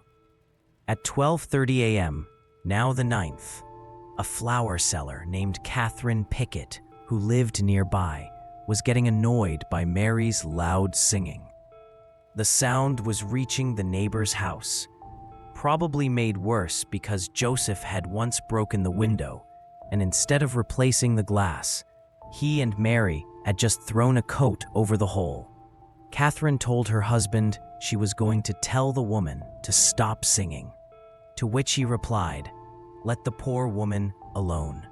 Around 1:00 a.m., Cox left her house, but noticed the light was on in the room the singing was coming from.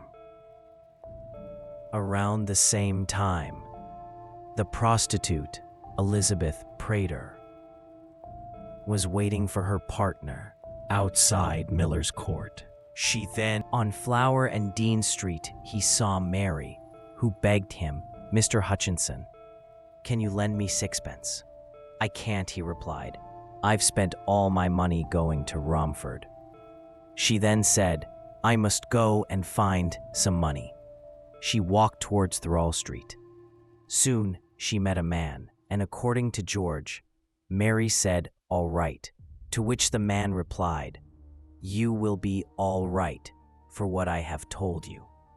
They laughed, and the man put his arm around Mary's shoulders. George got a good look at this man as he saw the couple outside the Queen's Head pub. His complexion was pale. His mustache was heavy and dark. He had dark eyes and dark hair, which George later described as having a Jewish appearance. The man wore a dark felt hat, pulled down over his eyes. His coat was dark, with an astrakhan trim. He wore a black necktie with a horseshoe pin. He wore dark gaiters over light button-up boots. George saw this man had a massive gold chain in his waistcoat, with a large seal with a red stone hanging from it. The man carried kid gloves in his right hand and a small parcel in his left. He was about 5'6" or 5'7" and maybe 35 or 36 years old. As the couple walked towards Dorset Street, George followed them until they stopped in the passage leading to Miller's Court. George heard the woman say, "All right, my dear, come along. You will be comfortable." The man put his arm round her, and there Mary kissed him. She said, "I've lost my handkerchief," and he took another one out and gave it to her. They went into Miller's Court, and George remained in the street until 3 o'clock struck. At 4 o'clock a.m., Elizabeth Prater was awakened by her cat Diddles walking around her neck. She heard someone shout, "Murder!" Her room was directly above Mary's, but she couldn't tell where the shout came from. She slept until 11 o'clock a.m. At 8 o'clock a.m., Catherine Pickett went to Mary's room to borrow a shawl. When she knocked, there was no answer. Strange, she thought. Catherine later went to the market. At that exact time, a tailor named Maurice Lewis thought he saw Mary leaving her room and returning very quickly. Caroline Maxwell, married to the deputy of the lodging house at 14 Dorset Street, saw Mary in the entrance to Miller's Court. She was wearing a dark skirt, a black velvet bodice, and a red shawl. Caroline asked Mary why she was up so early, and Mary replied the drink horrors were on her, probably meaning she was experiencing the DTs. Caroline suggested Mary go to the Britannia pub to quench her thirst. Mary told her she had just tried to drink some beer but had thrown it up. Caroline would later be adamant about this meeting with the police, though she admitted she didn't know Mary very well. Caroline saw Mary around 9 o'clock outside the pub with a man wearing dark clothes and a plaid coat. At 10 o'clock, Maurice Lewis saw Mary in the same pub, drinking with a group of people. At 10:45 a.m., John McCarthy, Mary's landlord, sent Thomas, Harry, Hawkeye, Bowyer to Mary's room to get the rent. Thomas knocked, but got no answer.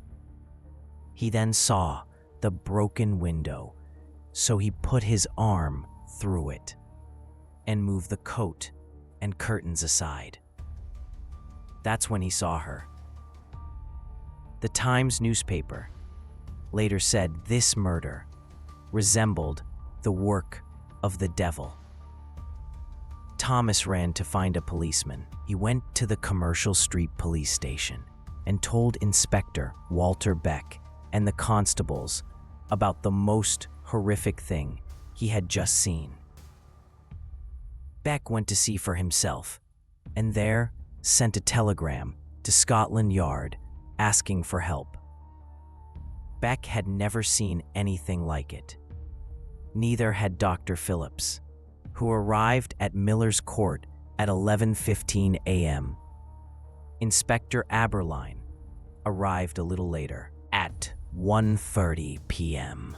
Superintendent Thomas Arnold, head of H Division, saw how much blood there was after the door was broken open with a pickaxe. It had soaked the bed, the pillow, everywhere. A fire was going out in the grate. The remains of clothes were in it, and a hat, and the handle and spout of a kettle that had been burned. Aberline thought, the killer lit this fire for light, so he could see what he was doing. Dr. Thomas Bond, a renowned police surgeon from A Division, and Dr. Phillips began the examination. Dr. Bond later wrote, the whole of the surface of the abdomen and thighs had been removed. The abdominal cavity had been emptied of its viscera. The breasts had been cut off. The arms had been mutilated by several jagged wounds. The face had been hacked beyond recognition of the features. The tissues of the neck had been The viscera were found in various places, the uterus and kidneys, with one breast under the head, the other breast by the right foot, the liver between the feet, the intestines on the right side of the body, and the spleen on the left side of the body. Removed sections from the abdomen and thighs were on the table. This was the work of a madman at the peak of his deviancy, the nuclear explosion of filthy murder. Dr. Bond said it wasn't the work of a skilled surgeon or even a butcher, just the work of a very disordered individual. It was so vicious and wicked that the public wanted answers. The press reported that a man seemed to think the whole thing was funny. He walked the streets, claiming to be the Ripper. He was soon arrested on the corner of Wentworth Street, Commercial Street, near the last crime scene. The article wrote, 2 young men, one an ex-soldier, immediately seized him, and the crowd, which always fills this locality on Sunday nights, raised the cry of lynch him. Sticks were raised, and the man was savagely assaulted. On November 9th, the Metropolitan Police Commissioner, bloodhound advocate Charles Warren, resigned under pressure. James Monroe, the former head of the CID, replaced him on November 27th. Mary was buried on November 19th, 1888, with Joseph and a handful of female friends present. Her family did not attend. On her tombstone, it was written, "In memory of dear Marie Jeanette Kelly, none but the lonely hearts can." It's thought Jack the Ripper stopped after this murder, but we have to ask if he had anything to do with the Thames Torso murders. From 1887 to 1889, police found the dismembered bodies of 5 women. Only one has ever been identified. Sometimes parts of bodies were found, but not the head. The Times said of one of the murders, "The division of the parts showed skill and design, not, however, the anatomical skill of a surgeon, but the practical knowledge of a butcher or slaughterman." In one case, the torso of a woman was found on Tuesday, September 10th, 1889, under a railway arch in the Whitechapel district. She had been beaten, which wasn't the Ripper's style, but her abdomen had been opened, which was. The Ripper not really stopped. Between 1857 and 1890, there were fewer than 400 murders a year in London. And through the 1880s and 1890s, the rate was usually under 350 a year. Still more than today, with London seeing between 118 and 144 murders a year from 2018 to 2023. So there were more murders than just the canonical 5. They may or may not be related, but the police at the time and still today say only 5 have the Ripper's true mark on them. However, even the last one, this time a younger woman, not outside but inside her home, and with overkill, might have been a different person. Some blamed her partner, Mr. Barnett. Barnett identified his former partner by her ears and eyes because not much of her face was left. But was it really him? There's speculation that he was the one Catherine Eddowes wanted to expose, but that's all speculation. He was of Irish stock, and the From Hell letter contained what seemed like an Irish turn of phrase. He fit the Ripper descriptions and lived in the area, but maybe the cops let him go because he wasn't certifiably insane. As we know in the modern world, the Ripper wasn't necessarily acting insane. Aberline interrogated Barnett for 4 hours. Earlier, baseless rumors said he killed her out of jealousy, or as a wicked way of telling her she shouldn't sell herself. Aberline said it was nonsense. Barnett was innocent, he said. The police interviewed over 2,000 people, investigated 300 of them, and detained 80. In the end, they still had no idea who the killer was. Aberline had his own theories, although he once said, "We are lost in theories. There were so many of them." Aberline had a particular suspect he liked, George Chapman, a Polish-born uxoricide who killed 3 women in London. Born Severin Klosowski, he later studied practical surgery at the Praga Hospital in Warsaw. Chapman beat his mistresses, poor women, and killed 3 of them with poison. And boy, he fit the description of a man with dark hair in dark coats with a dark mustache. However, the Ripper killed strangers, not lovers. He mutilated. He didn't poison. Chapman was a violent misogynist, though, and a killer, whose wife later said he was often out for hours at a time. He lived in George Yard, and for a time, on Whitechapel Road. He was hanged at Wandsworth Prison on April 7th, 1903. The same year Aberline started saying. Robert Milne, who was for a time head of the Metropolitan Police's Forensic Science Service, wrote in a paper presented at the International Association for Identification Conference in 2011 that Chapman, as Aberline suspected, was Jack the Ripper.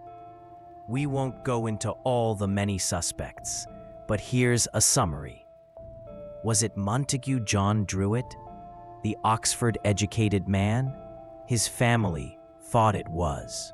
This upper-middle-class man drowned in the River Thames not long after the last murder. He was probably depressed and unhappy about having to hide his homosexuality. But why is he accused? Partly because of the Assistant Chief Commissioner, Sir Melville MacNaden, who called Druitt a sexual maniac. Remember, this was a time of intense anti-Semitism. The evidence against him was circumstantial, and even today, Druitt doesn't seem a likely suspect to many ripperologists. In his famous memorandum, MacNaden also mentioned Michael Ostrog, a Russian swindler, whom MacNaden wrote was undoubtedly a homicidal maniac. He wasn't, and no serious researcher today thinks Ostrog was the Ripper. But MacNaden's third pick, Aaron Kosminski, a Polish Jew, a barber who ended up in an asylum after threatening his sister with a knife, was a better suspect. Well, it certainly seemed that way in 2019, when a paper published in the Journal of Forensic Sciences said it had proven through DNA taken from Catherine Eddowes' shawl that Kosminski was the Ripper. However, some scientists have disputed the findings. There is more evidence supporting this theory, which is why Russell Edwards, author of Naming Jack the Ripper, said he is completely certain Kosminski was the Ripper. One of the world's most famous crime writers, Patricia Cornwell, said she's sure who the Ripper was too. For her, it was the famous artist Walter Sickert. This impressionist certainly made an impression on Cornwell. She said his mitochondrial DNA matched one of the 600 Ripper letters sent to Scotland Yard years ago, and said after studying the man and his obsession with Jack the Ripper, she's sure it was him. However, other crime writers said it's way off base, and that, as cops can sometimes be prone to, she directed her own investigation with tunnel vision. Then there's the Liverpool cotton merchant James Maybrick, whose diary was made public by scrap dealer Michael Barrett in 1992. Maybrick lived in London at the time of the murders. The diary entries describe the Whitechapel murders and end with, "I give my name that all may know." So history does tell what love can do to a gentleman born. Yours truly, Jack the Ripper. However, it all seems a bit too convenient, and Barrett had confessed in the past to forging the diary, though he later recanted. Also, the diary shows inaccuracies with the murders that are common fabrications, as if someone was writing the entries after reading stuff online. That's why the general consensus is the diary is a hoax. Then there's the pocket watch, found in 1993, which scientists have tested for authenticity. The watch was made in Leeds in 1847 or 1848. That's true. It's also true that the engraving says J. Maybrick, along with I am Jack, as well as showing the initials of the 5 canonical Ripper victims. Nevertheless, a clever person with time and money could have faked these engravings. Scientists can't be sure. It's just very hard to tell, even with a scanning electron microscope.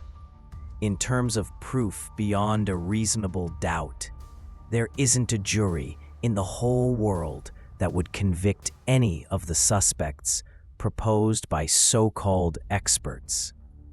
Some theories are just outlandish, but they fulfill a certain fantasy like wealthy men killing poor people because evil aristocrats make for compelling stories.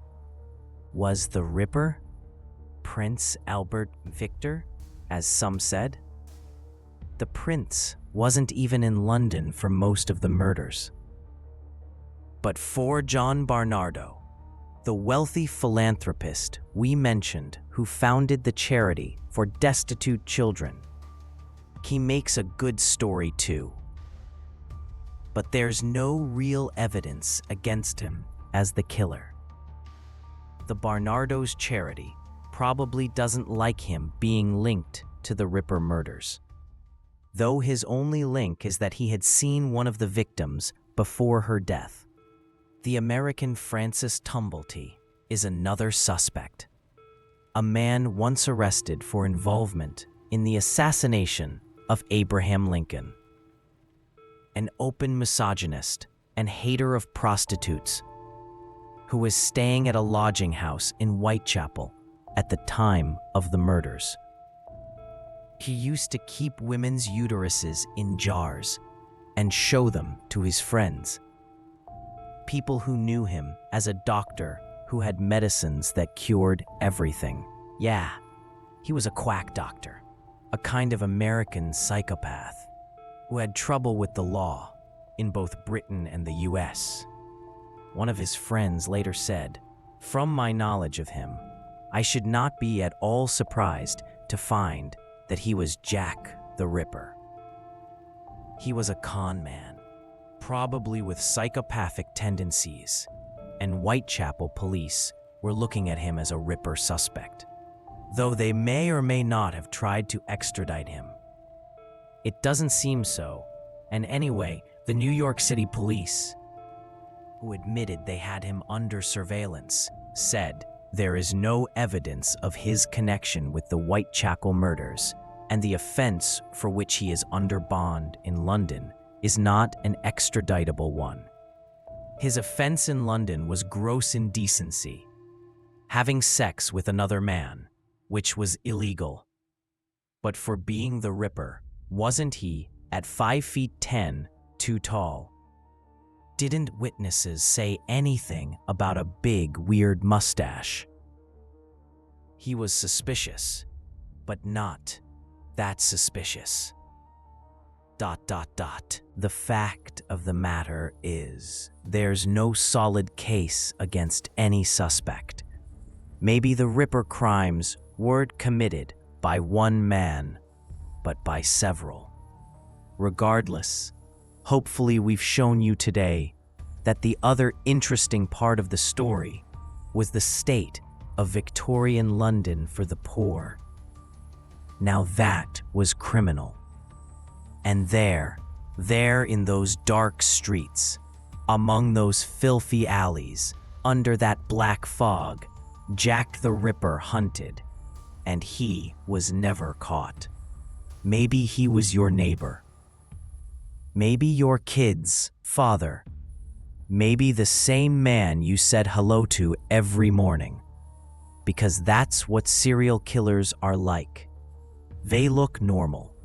They seem ordinary. Until it's night, and the darkness comes out.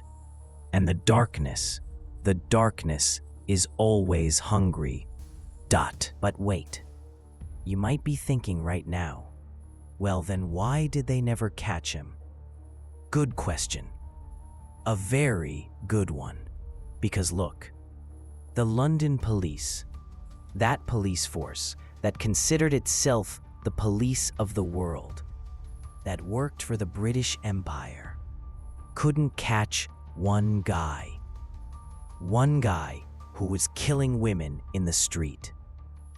One guy who was covered in blood after every murder. How is that possible? The answer is simple. Because Jack the Ripper was smart. Really smart. And because the police, well, the police weren't as good as they thought they were. Let me tell you how. First, you have to understand that Whitechapel was hell. a small hell in the heart of London, a place where hundreds of crimes happened every night.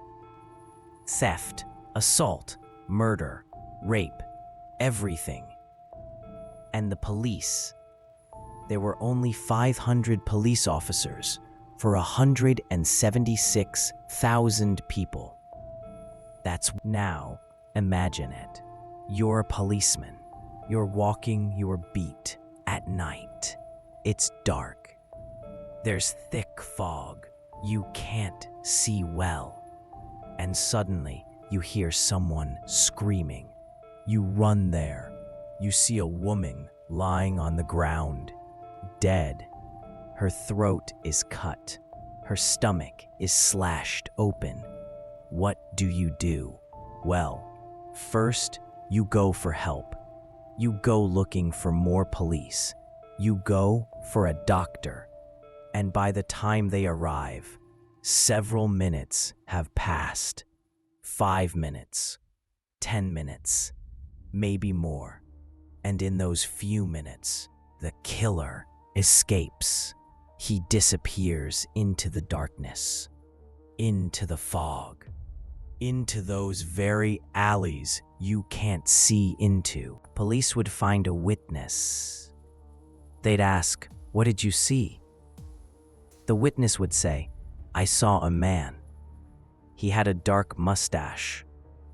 He was wearing a dark coat." The police would say, "How tall was he?" The witness would say, "I don't know. Maybe 5'5", maybe 5'7".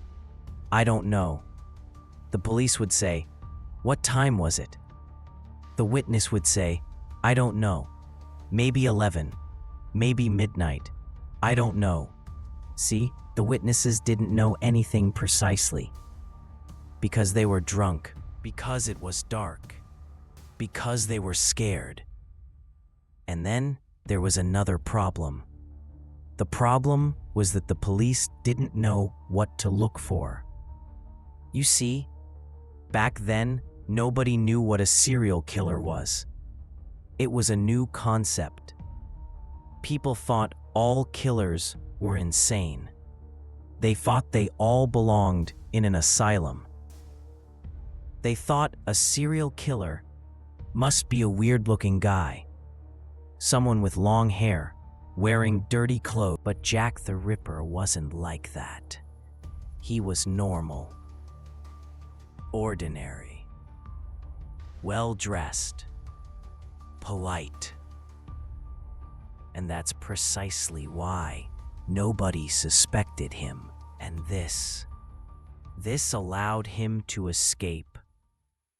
Because while the police were looking for a madman, he was walking calmly right past them, with a smile, with a greeting. But there was something else that prevented the police from catching him. And that was politics. You see, the London police, but he wasn't. Not at all. Warren had a stupid idea. He thought he could find the killer with bloodhounds. Yeah, you heard right. Bloodhounds. He said, the dogs can smell. They can find the killer. But everyone knew this was stupid, because in Whitechapel, everywhere stank. The smell of sewage, the smell of alcohol, the smell of sweat, the smell of everything. How could the dogs pick out the killer's smell? The newspapers laughed at him. They wrote, "The commissioner is crazy." Remember I told you about that writing on the wall? The one that said, "The Jews are the men that will not be blamed for nothing." Well, Warren ordered it to be washed off. Why? Because he was afraid it would cause a riot. He was afraid people would come and attack the Jews. But this was stupid, really stupid, because that writing could have been a clue. It could have helped find the killer. But Warren had it erased. And now we'll never know what that writing really meant. An inspector named Aberline, one of the best, was furious. He said, "Why did you erase it? It could have been a clue." But Warren didn't listen. He just said, "I made the decision, and my decision is final." And that's why, on November 9th, one day after the murder of Mary Kelly, Warren resigned under pressure because everyone knew he had failed. Everyone knew he hadn't been able to catch the murders had stopped. Jack the Ripper wasn't killing anymore, or at least it seemed that way. Maybe he died. Maybe he went somewhere else. Maybe he just stopped. Nobody knows. But the police kept searching. For months, for years, they kept searching. They interrogated thousands of people. They arrested hundreds of people. But none of them were the killer. And then they finally stopped. Because there was no more hope. No more way forward. Jack the Ripper had won, and the police had lost. But why? Why couldn't the police catch him?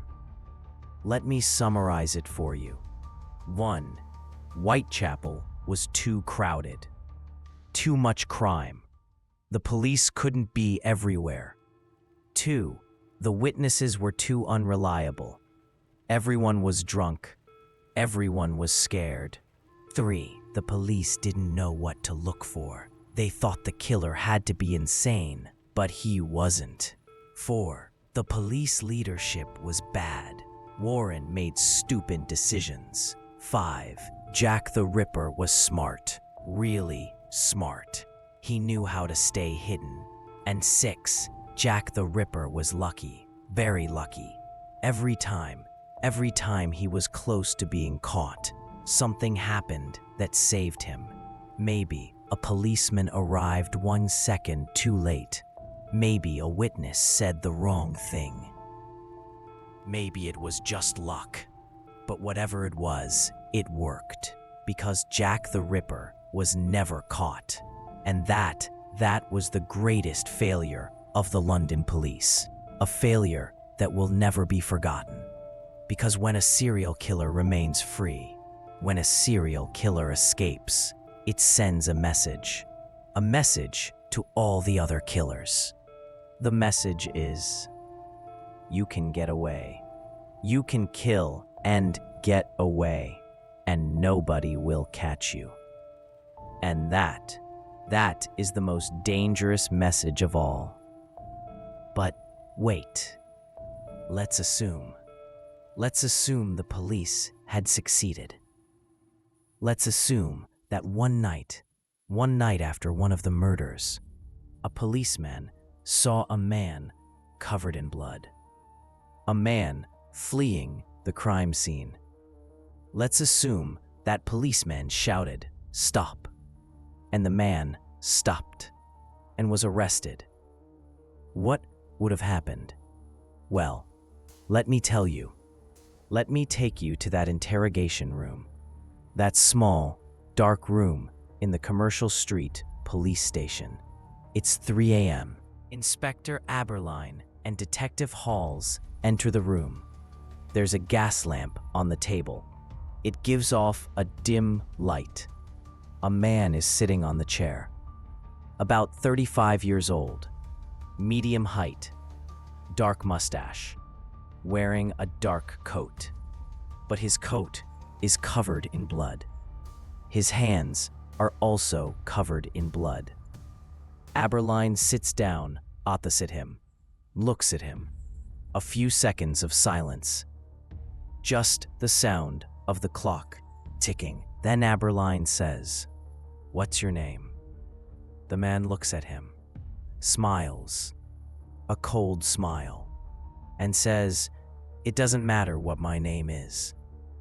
Aberline says, "It matters to me. What's your name?"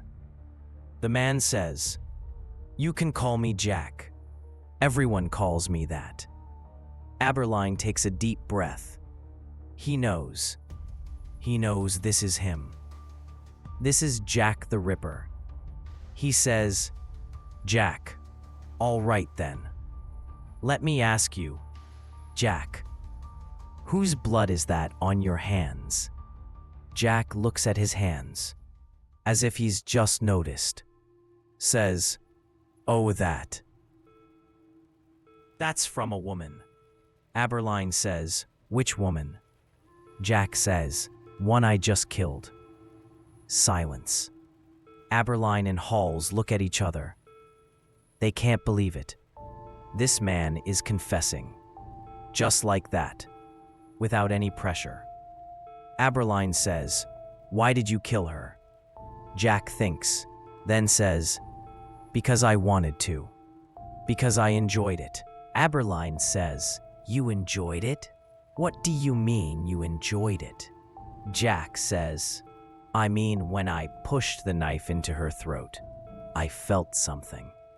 A sense of power, a sense of control. I enjoyed that feeling." Halls leans forward, says, "You're insane." Jack laughs. Says, "Insane? No, I'm not insane. I just know what I want, and I take it." Aberline says, "How many did you kill?" Jack says, "How many do you remember?" Aberline says, 5. Mary Nichols, Annie Chapman, Elizabeth Stride, Catherine Eddowes, Mary Kelly. Jack shakes his head. Jack says, "But you didn't care, right? Why did you cut open their stomachs? Why did you remove their organs?" Jack smiles. A wide smile. Says, "Because I wanted to see what was inside them. I wanted to understand how they worked. How they were built." Aberline says, "Are you a surgeon?" Jack says, "No, but I've always been interested. I always wanted to know how the body." Hal says, "You're an animal." Jack says, "No, I'm human. Just a human who knows what he wants. Why can't you accept that?" Aberline stands up, starts pacing the room. He knows he has to stay calm, has to be professional, but it's hard, very hard. He goes back to his seat, sits down, looks at Jack, and says, "Let me ask you something. What happened to you as a child?" Jack frowns, says, "What do you mean?" Aberline says, "I mean, something must have happened. Something that made you like this. Maybe your father beat you. Maybe your mother abandoned you." Jack goes silent. For a few seconds, he just looks at the table. Then he says, "My father was a good man. My mother too. I had a good family." Aberline says, "So what happened? What turned you into a killer?"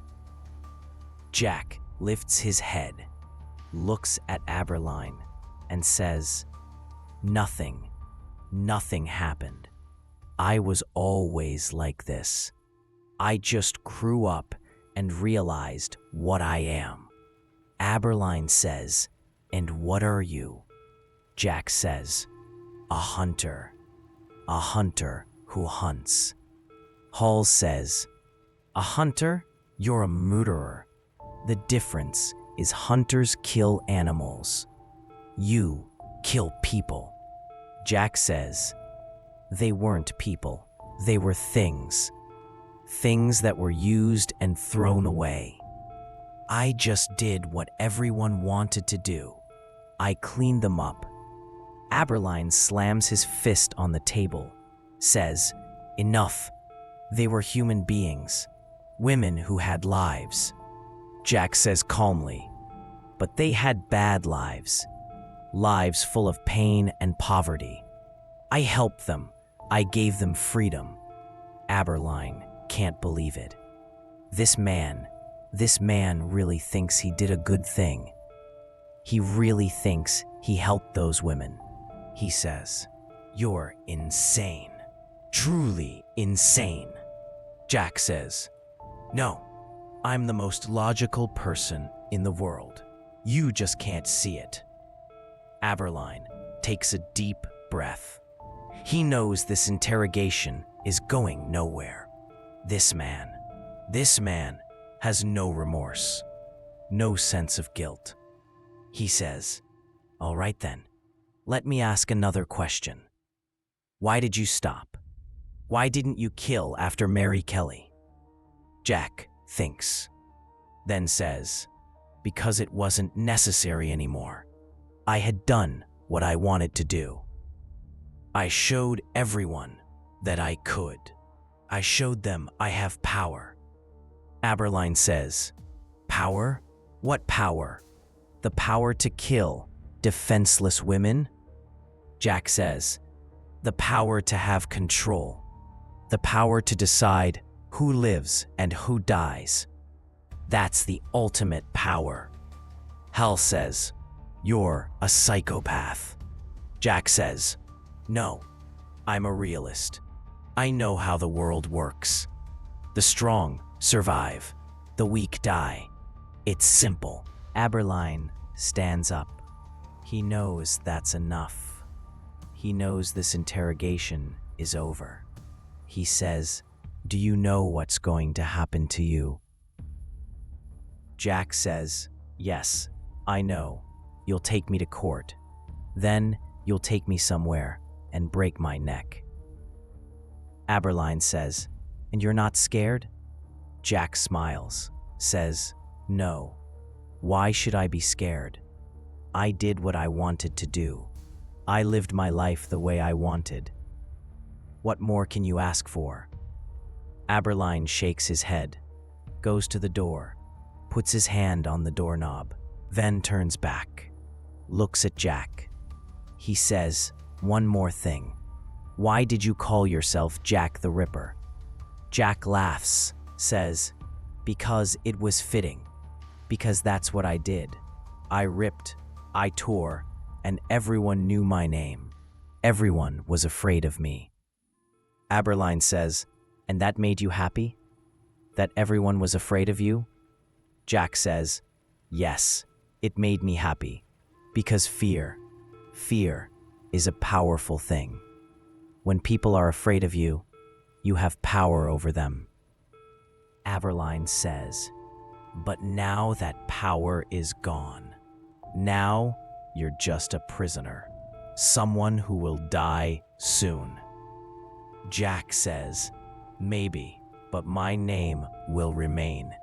They will always remember me. They will always talk about Jack the Ripper. And that is something that never dies." Aberline says nothing, just opens the door and goes out. Halls follows him. In the corridor, Hall says, "He's truly insane." Aberline says, "No, he's not insane. He's something worse than insane. He's someone who knows what he's doing and enjoys it." Hall says, "Well, what do we do now?" Aberline says, "Now we prepare him for trial, and we make sure he gets hanged." Hall says, "Do you think the court will find him guilty?" Aberline says, "If they don't, they're insane. All the evidence is there. His own confession is there. There's no way he can escape." But Halls has a bad feeling, says, Aberline says, "What?" Hall says that he was so calm, so at ease, as if he had planned it all, as if he wanted to be caught. Aberline thinks, says, maybe you're right. But why? Why would anyone want to be caught? Hall says, maybe for the fame. Maybe he wants everyone to know his name. He wants to remain in history. Aberline says, if that's the case, he succeeded. Because we will always remember him. We will always talk about Jack the Ripper. And he was right, because even now, after 130-something years, we still talk about Jack the Ripper. We still know his name. But this interrogation never happened. Because Jack the Ripper was never caught. This is just a fantasy, an imagination of what could have happened. But even in this fantasy, even in this imaginary interrogation, we can see what made Jack the Ripper dangerous.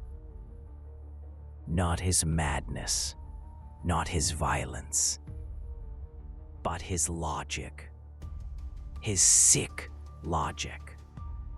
This belief that he was doing the right thing. This belief that he had power. And that is what makes serial killers dangerous. Not that they're insane, but that they think they're right. They think they're entitled. And when a person thinks like that, when a person believes that killing is right, there's no way to stop them. Unless you arrest them or kill them. But the London police couldn't. They couldn't arrest Jack the Ripper. And because of that one unanswered question remains. Who was Jack the Ripper? And the answer? The answer is we will never know. But let's assume for a moment again. Let's assume Jack the Ripper was really caught. Let's assume the trial was held and the jury found him guilty. What would have happened? Well, in those days, for murder, there was only one punishment: execution, hanging. And this was exactly what Jack the Ripper deserved. Let me take you there, to that day, execution day. It's early morning. The air is cold. The sky is gray. Inside Newgate Prison, an old prison in the heart of London, everything is ready. The gallows are built. The rope is ready. The hangman is waiting. And Jack the Ripper is in his cell, sitting on his small bed. His hands are bound, but his face is calm, as if he isn't worried at all. A priest comes into the cell. He wants to talk to Jack. He wants to help him make peace with God. The priest says, "My son, the time has come. Do you want to pray with me?" Jack looks at him, smiles, says, "Pray for what?" The priest says, "For your soul, for God to forgive you." Jack laughs, a bitter laugh, says, "God? Where was God when those women were dying of hunger? Where was he when their children were sleeping on the streets? No, I don't believe in your God." The priest says, "But you must repent. You must admit you sinned." Jack says, "Sin? I didn't sin. I did what was necessary, what no one else had the courage to do." The priest shakes his head. He knows this man is beyond saving. He knows his soul is lost. He says, "God's mercy reaches everyone, even you." Jack says, "Then let him show me his mercy, but I won't change what I did." The priest says nothing more. just says a prayer and leaves. A few minutes later, 2 guards come. They say, "It's time." Jack stands up. He walks.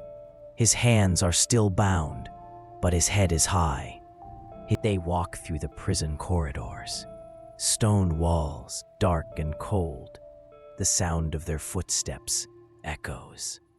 Then they reach a large door. The guards open it, and there is the courtyard with the gallows inside. There's a small crowd, some officials, some journalists, some guards. Everyone is silent. Everyone is waiting. Jack walks forward. He walks towards the gallows. He looks at it, at that rope hanging from above. The hangman, a large man with a black mask, comes forward, says, "Do you have any last words?" Jack thinks. Then he turns. He looks at the crowd and says, "Yes, I have something to say." Everyone waits. Everyone wants to hear. Jack says, "You think by killing me, it's over. You think I'm the last killer, but you're wrong." A pause. Then he continues, "There will always be people like me. There will always be people who kill, because the world is a terrible place. And sometimes the only way to survive is to kill." Then he smiles and says, "But you will remember me, always." The name Jack the Ripper will never be forgotten. The hangman waits no longer. He puts the hood over Jack's head, then puts the rope around his neck, and then he raises his hand and gives the signal. The trapdoor opens. Jack falls. The sound of a neck breaking. A sharp, terrifying sound. Then silence. The crowd looks at the body slowly swinging, at the rope being pulled taut. Someone says, "It's over." Another says, "Yes, it's over." But was it really over? No. Because just as Jack had said, his name remained. His name was forever recorded in history. And people would always remember him. They would always talk about Jack the Ripper. Children would be scared of him. Parents would use him as a boogeyman. They'd say, "If you misbehave, Jack the Ripper will come for you." Writers would write books about him. Directors would make films about him. Artists would paint pictures of him. And each time they talked about Jack the Ripper, he became a little more of a legend, a little bigger, until it was no longer clear where the truth ended and the legend began. But one thing was clear. Jack the Ripper, whether real or legendary, had become a symbol of something, a symbol of fear, and this is a lesson we never forget. But again, this execution, this punishment never happened, because Jack the Ripper was never caught. So what happened to him? No one knows. Maybe he died. Maybe from illness. Maybe from old age. Maybe he was killed in an accident. Maybe he committed suicide. Or maybe he just stopped. Maybe he went somewhere else. Maybe he started a normal life. Maybe he got married, had children, grew old. And no one ever knew that he was once Jack the Ripper. That's a terrifying thought, isn't it? The thought that maybe Jack the Ripper had a long, happy life. Maybe he grew old and died in his bed. Maybe he was never punished. But maybe he was his own punishment. Maybe every night when he closed his eyes, he saw that maybe his life was a hell. A hell he had created himself. Or maybe not. Maybe he had no remorse.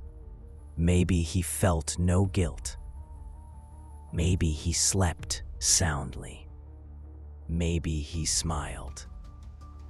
And that is the most terrifying thing.